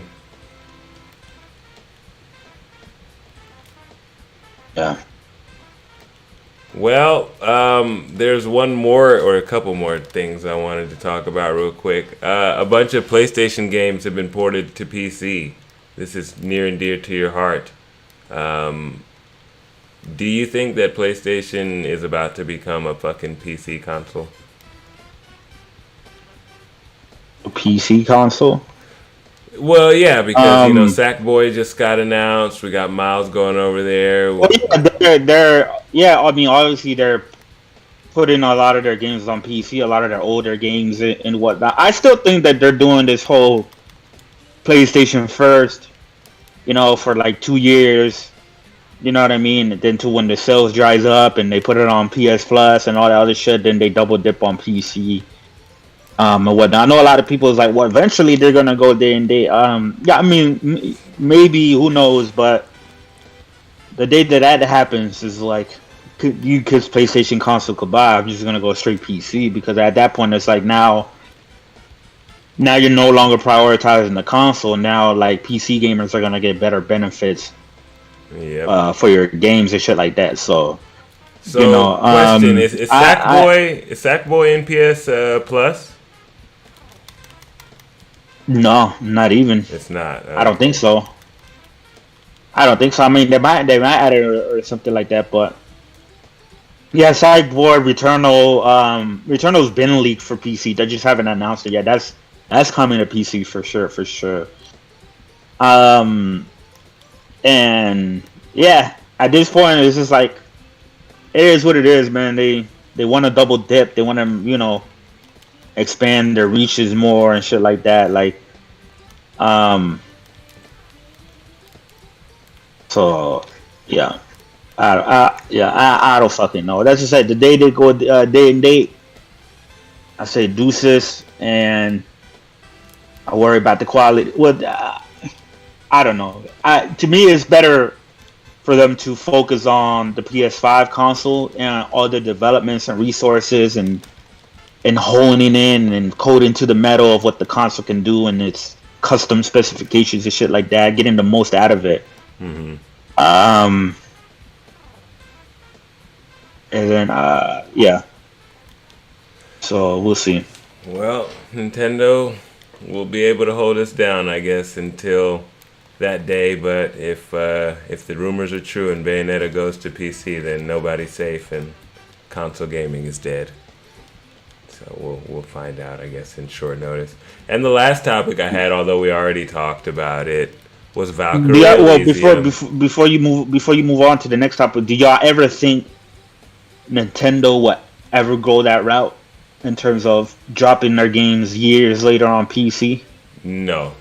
I think it undercuts tremendously what they do, and since they're so profit focused, they don't even lower the price of games on their console. It makes no sense, in my opinion, for them to do it. Right, I agree. What about you, Toxic?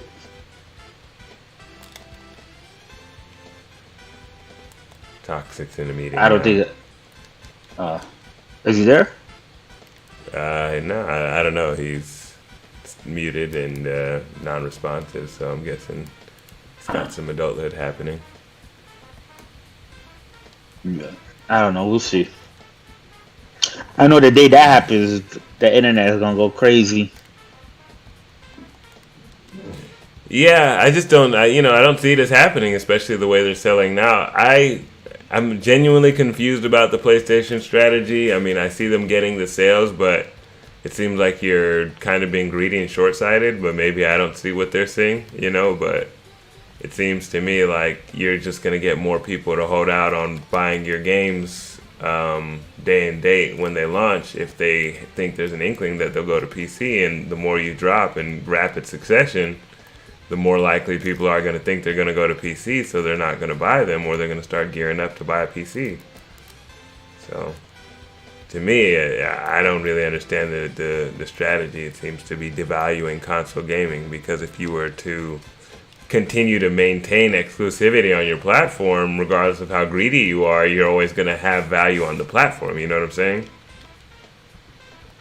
But once you start selling your content outside of the platform, well, the platform doesn't have any inherent value at that point.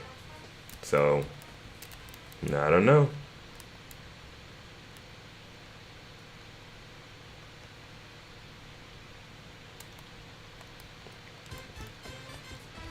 Because it's the same argument we use to say Xbox is worthless. You know what I'm saying? It's inherently devalued by what's not exclusive. Right. Yeah, exactly. So just the same energy with PlayStation if they do it.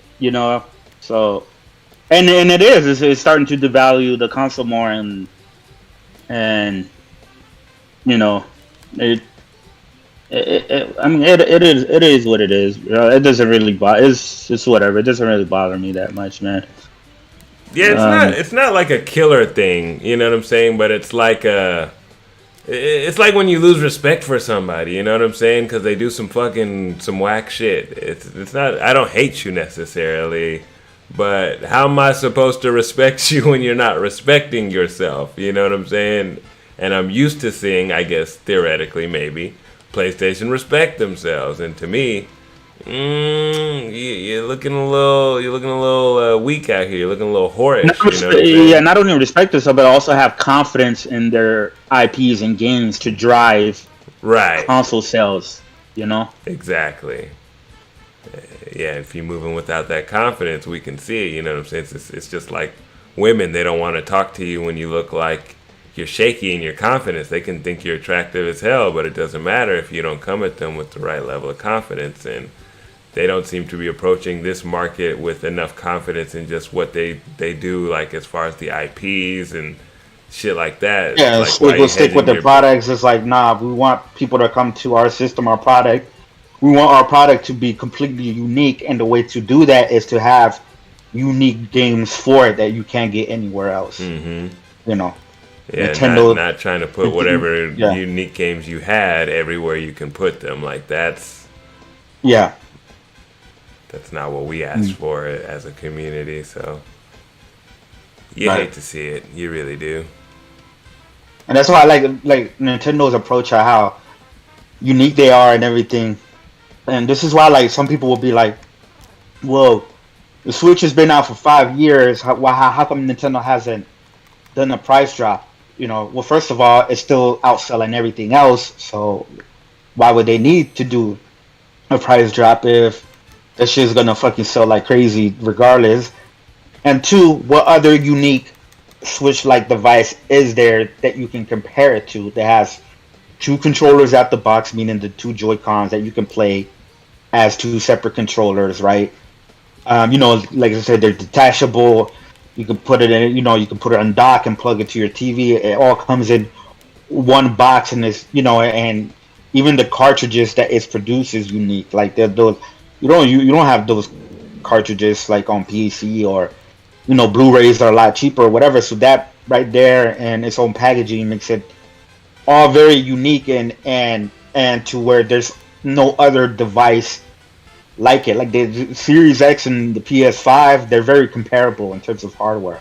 They use AMD and all that, right? Mm-hmm. And they come with a controller or whatever.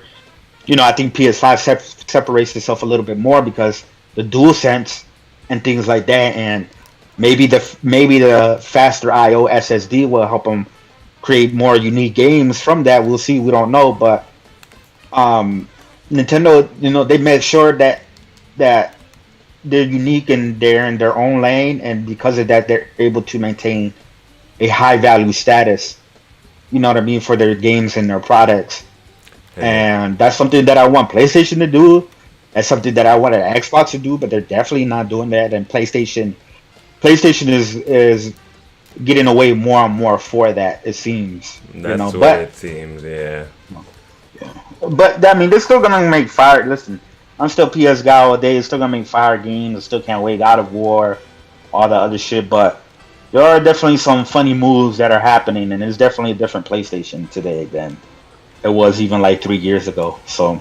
And the funny moves wouldn't bother me. Let's say, okay, again, you could make all the funny moves you want if you go pick up Penny Blood and fucking Arm Fantasia, because then you're making moves that the fans aren't necessarily gonna question. You know what I'm saying? It's like, all right, you got some mobile shit, you got some VR, but look, you went back to your roots and you did something we would expect you to do or we trust you to do. You know, Right. if we got a list of, we already got 3 or 4 of the new IP that are coming out this generation, then yeah, I'm with you when you start showing me all this VR and shit. But bro, the only new IP we've got this generation are Destructed All Stars and Returnal, and we have no idea what the fuck these studios are doing. And you seem to have no interest in telling us, but you keep telling us about controllers and VR and all this Xbox style shit. And acquiring mobile developers, VR developers, and shit like that. Yeah, It's like, PC port developers, like what, and announcing it, like no okay, if you wanna- showcase. Yeah, no showcase to show us the future of your first party games. It's right? Like, you know, like If you want to put all yeah, that it's shit just- on the Washington, the Bloomberg or the Washington Post or whatever news, Business Insider or something, fine, tell your shareholders. But we, the gamers, who gave you all this money for fucking making games for us, we did not ask for any of the shit that you're talking about. We literally built you up by buying consoles and paying for games. That's it. That's what we want from you. We don't need all the extra shit. It's cool, it's nice when it's in a package with games, but it's not the be all end all. yeah. But we'll see, man. We'll see, but you know they. That's what I say. Like people, and I don't want to keep going on this conversation, but it's like people tell me it's like, well, you know, they don't want to invest in these, you know, barely JRPGs. A lot of them don't sell 10 million, whatever. But it's like neither do VR games. They are investing in VR. Another peripheral that's going to be $500, and you need a console for it. So that's going to be like I'm just guessing it's $500. I don't know. It could be 400, whatever, right? But either or is going to be in damn near 1,000 and stuff like that. So that's a much bigger barrier of interest of entry. But they're investing a lot of money and resources into VR. You know what I mean? And you know, live they gave services as well. indie studio like Returnal, which made a roguelike game. You know, like which roguelites are more niche than JRPGs. You know, and stuff like that. So it's like can't really. It's because they. I don't know. They just don't want to. You can't really say it's because they don't want to produce games that don't sell 10 million. No, because they produce Sackboy, they produce Concrete Genie, they produce Returnal, Ratchet and Clank. Them games ain't gonna sell 10 million. You know what I mean? Like none of those games are gonna sell 10 million. The VR games or whatever, right? And then they're making 12 live service games that we didn't ask for. We asked for more multiplayer, but not 12 live service games. And guess what? A lot of those games are gonna be risked, just like the Destruction All Stars. They're probably not going to pick, you know, hit it that much because it's so hard for a live service game to gain traction and actually be successful. It's only very few and far between. So a lot of those live service games that they're producing, a lot of them are going to be flops. Even if they're good, they're still going to be flops. And they're You know what I mean? calculating And that they're some of taking them are shit- going to flop is the thing, right? You wouldn't make 12 if you thought they were all going to hit. So you're even calculating for the fact that some of these games are going to flop, and yet you want to risk that investment. But when it comes to a Japanese game, all of a sudden, oh no, too risky. Yeah, they can't risk that investment. Yeah, they can risk the investment for other stuff, but it's like, yo, the same way you were risking the investment for these other things that you don't know is going to hit off. Why can't you show that same level of risk for more Japanese style, more Japanese centric style games that doesn't have to be AAA graphics action games that appeals to the West or whatever. Like, don't get me wrong, I love those games too. I'm gonna play those games like whatchamacallit,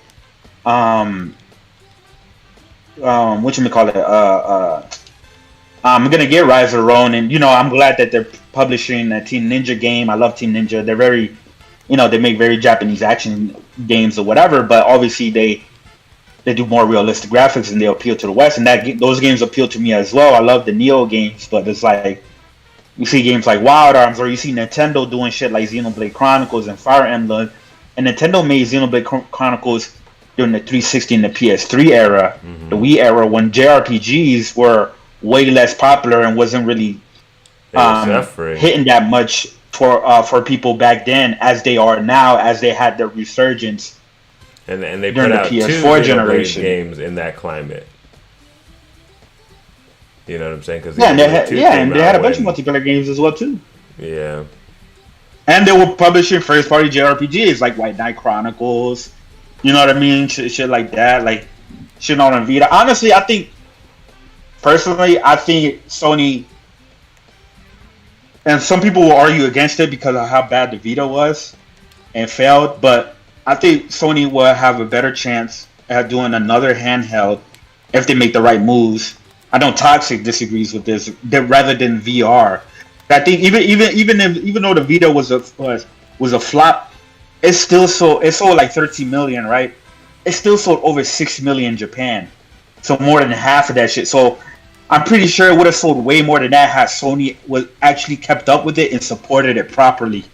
You know what I mean? I guarantee it would have sold crazy in Japan, but they just completely cut the support. But it's like, they want to get Japan back and get games that they can make and shit like that. Like, then to me is another handheld, but they don't even want to do that. They rather focus on VR, which is even a smaller niche market than handhelds, right? Because handhelds is not. People think handhelds is only big in Japan. No, guess what? Anywhere that has public transportation, bro, handheld. No, but here's the thing: the Switch has outsold the PlayStation 4 US lifetime sales. It just surpassed it recently. The Switch has surpassed the US PS4 lifetime sales. So the Switch is even more popular in the US than the PlayStation 4 is. You know what I mean? Definitely more than the Xbox. So the handheld market is blooming right now. And you see Steam getting into it. Like, you know what I mean? I hope Steam Deck does well, but honestly, I don't think Steam Deck is going to do that well because it's not being marketed towards the casuals, and you can't pick it up at any retail stores. Like, you can't go to Walmart, Best Buy. You probably could get them at GameStop. I'm not too sure about that, but Target, you can't go to them and just pick up a Steam Deck like you can a Switch. So the Steam Deck is not even going to make a dent in sales unless they like mass produce it and they just market it crazy and it's everywhere and shit like that. But still, like, even Steam is like, even they're getting into the fucking handheld and shit like that. You know what I mean? It's like it's still thriving. So I think PlayStation can still do one, but I don't think they will. I don't think they will ever will, at least anytime soon. I mean, me and Toxic had this discussion. Toxic is like, nah, fuck another handheld. And people misunderstand the value of the hybrid, right? Because the Switch has an entire an entire base of users who do not take it off the dock, just like they have an entire base of users who do not play it who do not take it out of handheld, you know. So even though the mobile market is important, it's very much that hybridization and that ability to just game, but in a convenient way that's not cloud or some bullshit, and do it anywhere, any way that you want. And Sony VR is it looks great, right? But it's really the fucking opposite of that, right? It's like you can't take VR anywhere with you. You can't even look at another person in the room while you're using VR. Versus the versatility of being able to fucking play Switch while, you know, your parents are over and you can sit on the couch. And it's the second peripheral where you already have to have the PS5 console on top of paying for the VR, rather than like the Switch, you just buy it one time and you get the TV experience, handheld experience, or all out the co-op experience. Like I said, it's like out of the box, it technically has two. It technically has two controllers with the Joy Cons. You know, so. Yep. So, you know, I do want to see Sony come back to something like that. They should definitely give the Vita a try. I mean, realistically, and the crazy thing about it is, right, if they were to just apply themselves to making a Switch, a real Switch competitor, like, and I don't know if maybe they have an agreement. They're like, look, Nintendo, we're going to lay off. You can have Japan. We're doing our own thing. I don't know what the deal is, right? But if they were to really, really make a Sony quality level hybrid console, they'd probably get the fucking Switch out of here. That's the crazy part about it. The way that, because I didn't have a Vita or a PSP, like I never really cared. Well, to be fair, Nintendo still has the software to compete, like Animal Crossing, Pokemon, Splatoon. You know what I mean? Right. Well, yeah. Right now, it's going to be pretty hard to get them out of here. But let's say they did it at the beginning of the generation, and they went with their hybrid too, and maybe the shit played PS5 games. You know, they would still be able to have a foothold in that market for sure. There's definitely a bunch of ponies who would go and buy the shit immediately and be playing hybrid whenever they wanted to. So, you'd be like, yeah, I could take. You know, I'm getting trophies on the go and trophies at work and shit. Of course, bro, trophies on the go. These niggas, they're eating that shit up. They're eating it up. So it's wild to me that Sony really did decide, hey, we're going full on with the VR. We're leaving behind the handheld, and that's it. But, you know, I mean, some of those PSVR 2 games do look fantastic, you know, so I just don't know how. Don't get me wrong. I'm not shitting on the VR at all. Like, I haven't played it, and a lot of people say, and I do want to try it because a lot of people say it's a very good gaming experience, and I'm always willing and open-minded to try different new gaming experiences, and if, you know, that provides a new type of unique gaming experiences, then I'm definitely open-minded for it, whatever, you know, but I'm just saying it's like, you can't say that Sony doesn't take risk with niche markets when that's 100% what they're doing with VR. Yeah. So to me, it was like that excuse isn't valid when it comes to Japanese games and JRPGs and stuff like that. You know what I mean? Straight up. I mean, at that point, it's just an excuse. Because right now, Sony is kind of seeming, okay, you know how... You know you're Puerto Rican, so you know how sometimes there's that person who, like, they don't want to speak Spanish in front of white people because they're, like, ashamed of their culture or some shit like that, and you'll be like, yeah, or they want to code switch. Yeah, they want to code switch when you shouldn't have to and shit like that. I feel like that's kind of what PlayStation is doing. Like, we don't want to seem too Japanese, so we're not gonna invest in this kind of shit because we're trying to compete with the West. And so when Japanese publishers and shit come to them with little niche Japanese games, they're like, oh no, we don't think this is viable. But then they'll go put money behind Stray. You know what I'm saying? It's like... Right. What do you guys have? You're from Japan. It's not like you are a Western company. It would be one thing if you were a Western company. Fine, we don't want to take risk on Japanese shit. But you are a Japanese company. So why won't you take a risk on this? What are you so ashamed of?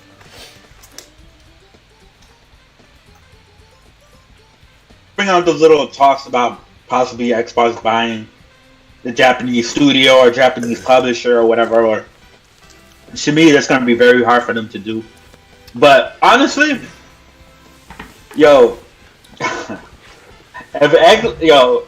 be fucking crazy, bro. If Xbox buys a Japanese studio and comes out with a first-party JRPG or a turn-based JRPG before PlayStation does this generation, if that happens, bro, I'm selling my PlayStation.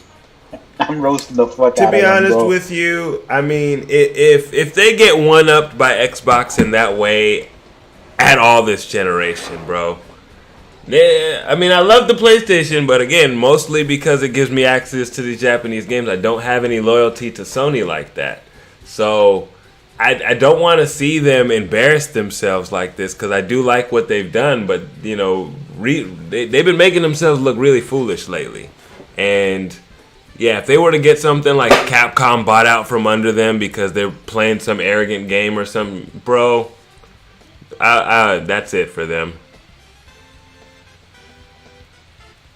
I mean, not really. They still have their first party, so it's not really it for them, right? Their first party. I want to talk about PlayStation. I'm just exaggerating, right? But still, it'll be yo. That'll be a complete embarrassment. Yo, Xbox will completely embarrass them, right? That shit would be crazy, you know. And I hope Xbox does make a bigger push, man. Right now they're doing a bare minimum.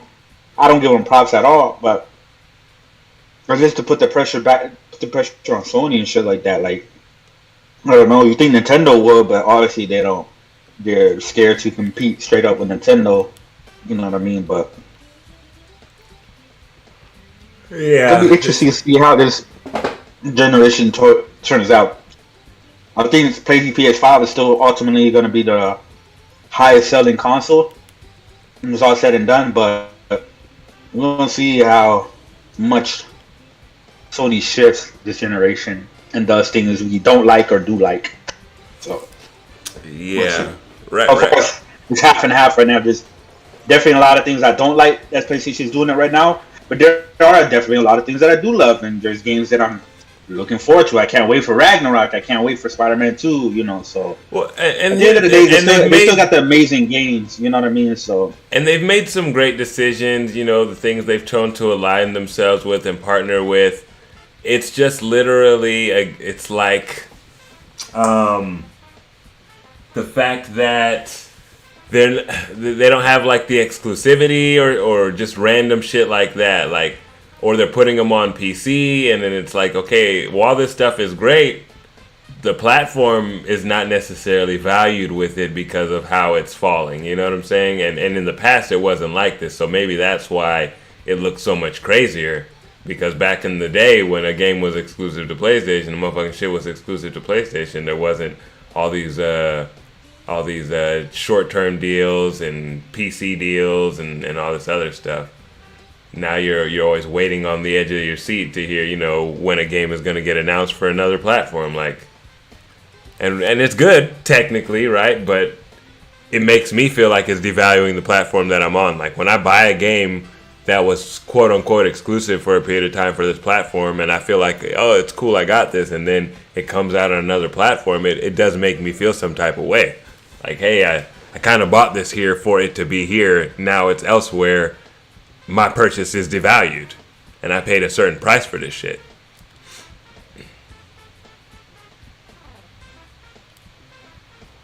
Like, I'm not gonna lie, I'm pretty tight about No More Heroes showing up on PlayStation and Xbox. What the fuck I go buy this shit for? Huh? Why did you do this? Right, but I heard it was like shit on the Switch. Hey, it does run like shit on the Switch, right? But I went and paid $60 for it on Switch. Now, if I would have known it's going to be a multi-plat within the year, you think I might not have done that, especially because it doesn't perform well. But but if you still got the physical copy, it might be like what we were talking about earlier, right? It might be one of those games that 8 years from now is probably worth something. You know, the physical copy on the Switch. You never know. So. Well, yes, that part is true. I mean, I can't argue with that, and so it might have value, especially because I have literally all 4 of the No More Heroes games. I got literally 1 through 4, so that'll go a long way. But at the same time, it doesn't matter. Damn it, it doesn't matter because it still devalues, you know, platform exclusive purchases. I don't know. I still believe in the value of exclusives. Damn it. Yeah, especially when they're designed for that specific platform and that specific hardware.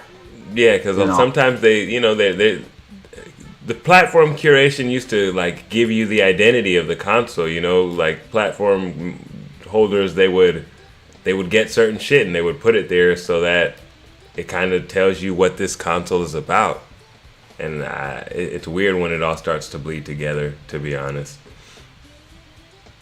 You would have never had that in the Sega Genesis era. You know, you would have never had that even in the PS2 era. Parts of the PS3 era, I would even say it was pretty different. Now it's getting homogenous. But, you know, the last thing, and we can make this one really quick, but because this was a good... Is Toxic still there? Toxic, you back? Nah, Toxic's gone, so that's why we might as well get to wrapping here. But I did just want to ask about Valkyrie Elysium and the review scores, and do you think any of that is warranted? Does it deter you at all?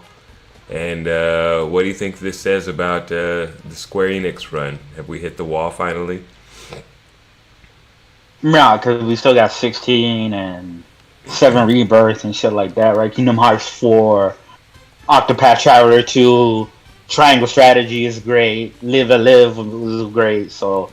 but yeah, no, this, optically, obviously, if you're taking Metacritic score, yeah, optically it doesn't seem too well for them, especially in this year, because they've released Babylon's Fall, which was a major flop.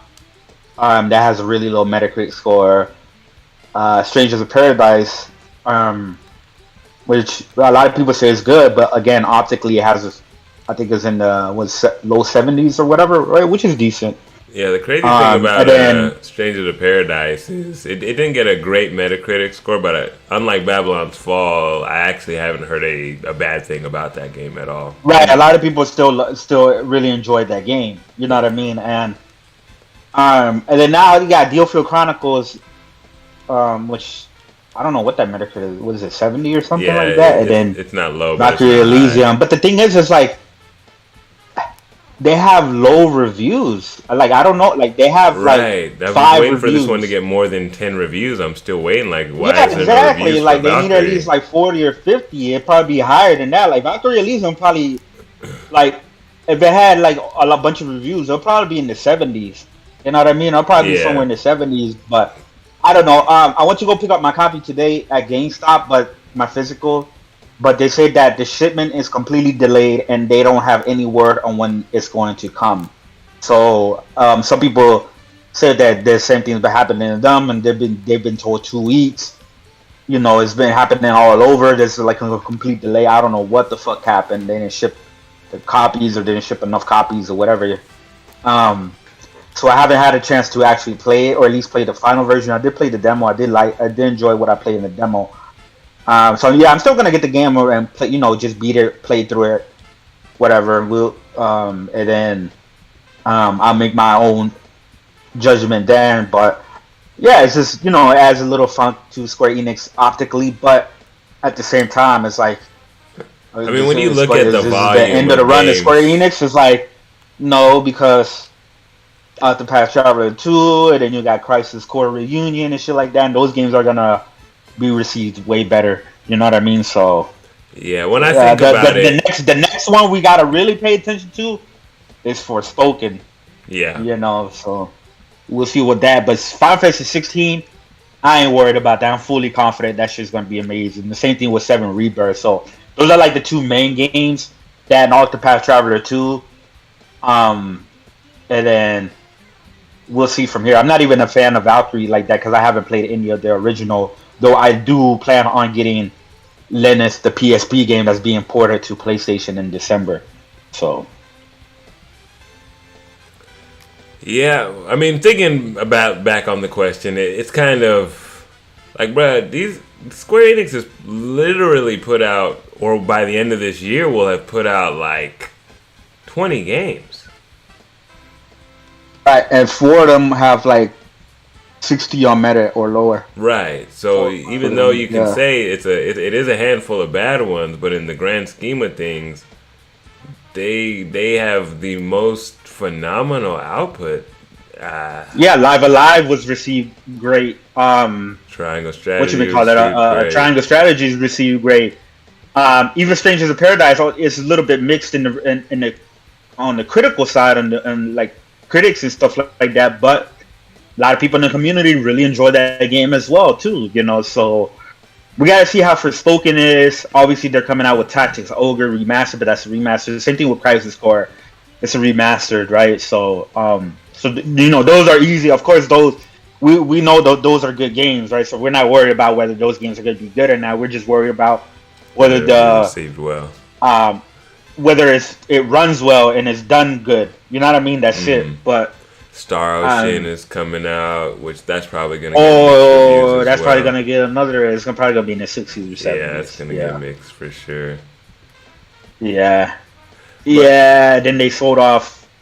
Yeah, there's a lot of things that doesn't look optically well for Square Enix, but then there are other things where they're killing it at. So I don't know. The team Asano is killing it. Creative Business Unit 1 and 3, which is Final Fantasy 16 and 7 Rebirth, they're killing it. I'm pretty sure, Nomura is going to make sure Kingdom Hearts 4 is good. Oh, yeah, so for sure. They'll be fine, man. Got games on the way. I mean, to me, honestly, again, the games are all promised, right? They're promising, they're ambitious, they still have good mechanics, so you're gonna win some, you're gonna lose some. But these motherfuckers putting out how many different genres of games, how many different types. They got Harvestella, they dropped Variable Daylight, Stealth drop this week. You got a Dragon Quest game coming out. You have another Dragon Quest game in Japan. You got Final Fantasies dropping. In the grand scheme of things, how could you fault them? Yeah, some games might not be as polished as you would like, and they could still even get patched. But if they're putting out this many games that are of relative quality, shit, they're killing it, man. They really are. But yeah, like I said, like some shit is hit or miss. Yeah. Oh shit, we were supposed to talk about the Splatfest. Alright, this is the last thing we're going to talk about because then we can play Splatoon perhaps. Did you play Splatfest? Splatfest happened this week, ladies and gentlemen, in case you didn't know. For Splatoon players, this is like it's like a sex party where we all just run into a room and we splat on one another, and then we get clout for it and we move on. So I was at Splatfest this year. I got a t-shirt. What team were you on?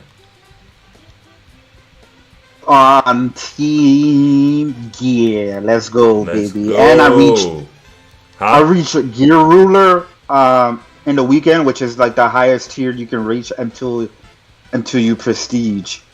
So I did reach Gear Ruler, right? So I did put in work all weekend for Team Gear. And yeah, we won easily. You know what I mean? And it was crazy because then the first 2 days, I think it was a Team Grub. I think it was Team Grub that was winning by like 1% or some shit like that. They were winning, but I went in there and I put in work, bro. And so I mean it was good. I got my con shells and stuff like that. What do you do with those con shells? Huh? What do you do with those conch shells? You could buy I forgot what you trade them in for or some shit. I honestly don't fucking remember, bro.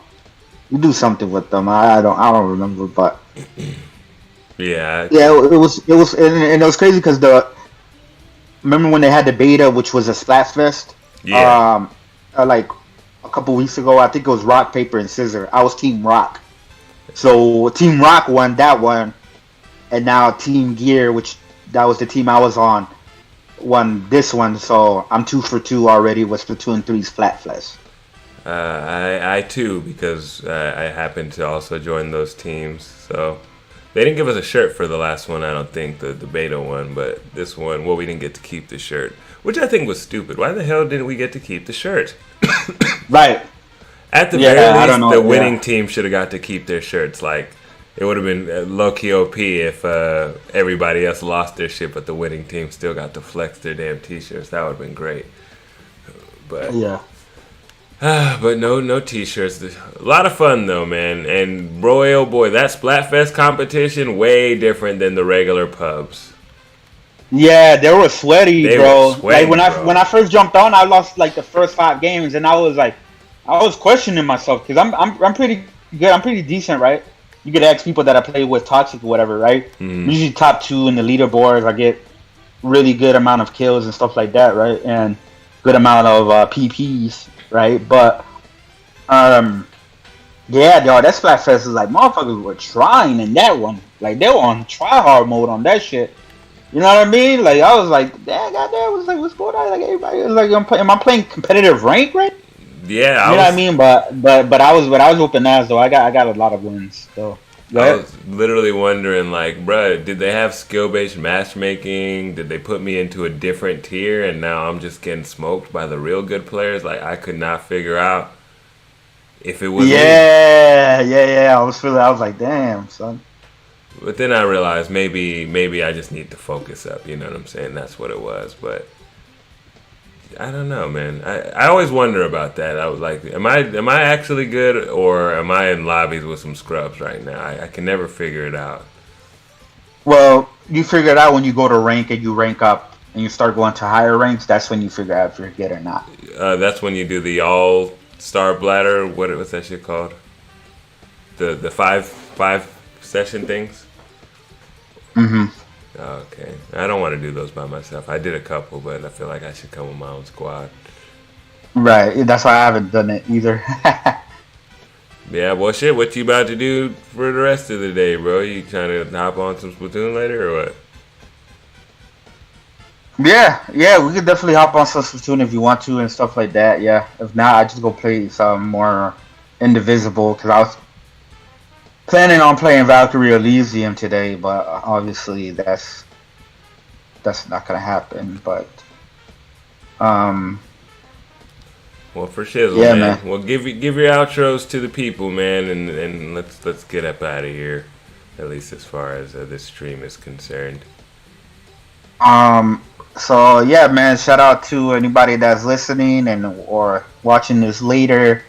Definitely appreciate y'all if y'all made it this far and we didn't, we didn't bore y'all to death. But anyway, we definitely appreciate it, man. It was great talks, great gaming talks or whatever amongst gamers. And yeah, let's go Nintendo. Loving my Switch, loving Nintendo right now. They're doing a lot of good things, right? There's still things that they need to, work on and improve on, and bullshit that they still do, but no company is perfect. All these companies have their flaws and needs to be called out on. But other than that, man, yeah, appreciate the conversations, and hopefully, this can be something consistently. I'm definitely down with it, and it was a great time for Nintendo fans, Nintendo, Switch players and stuff like that. There's a lot of great games coming, a lot of great games that have dropped this year. Nintendo, in my personal opinion, is having the best year out of the three. They dropped the most first-party games. They're dropping the most first-party games in a consistent quality. And, they still got more to come. So, and then next year is looking very promising as well from even just a little bit that we know.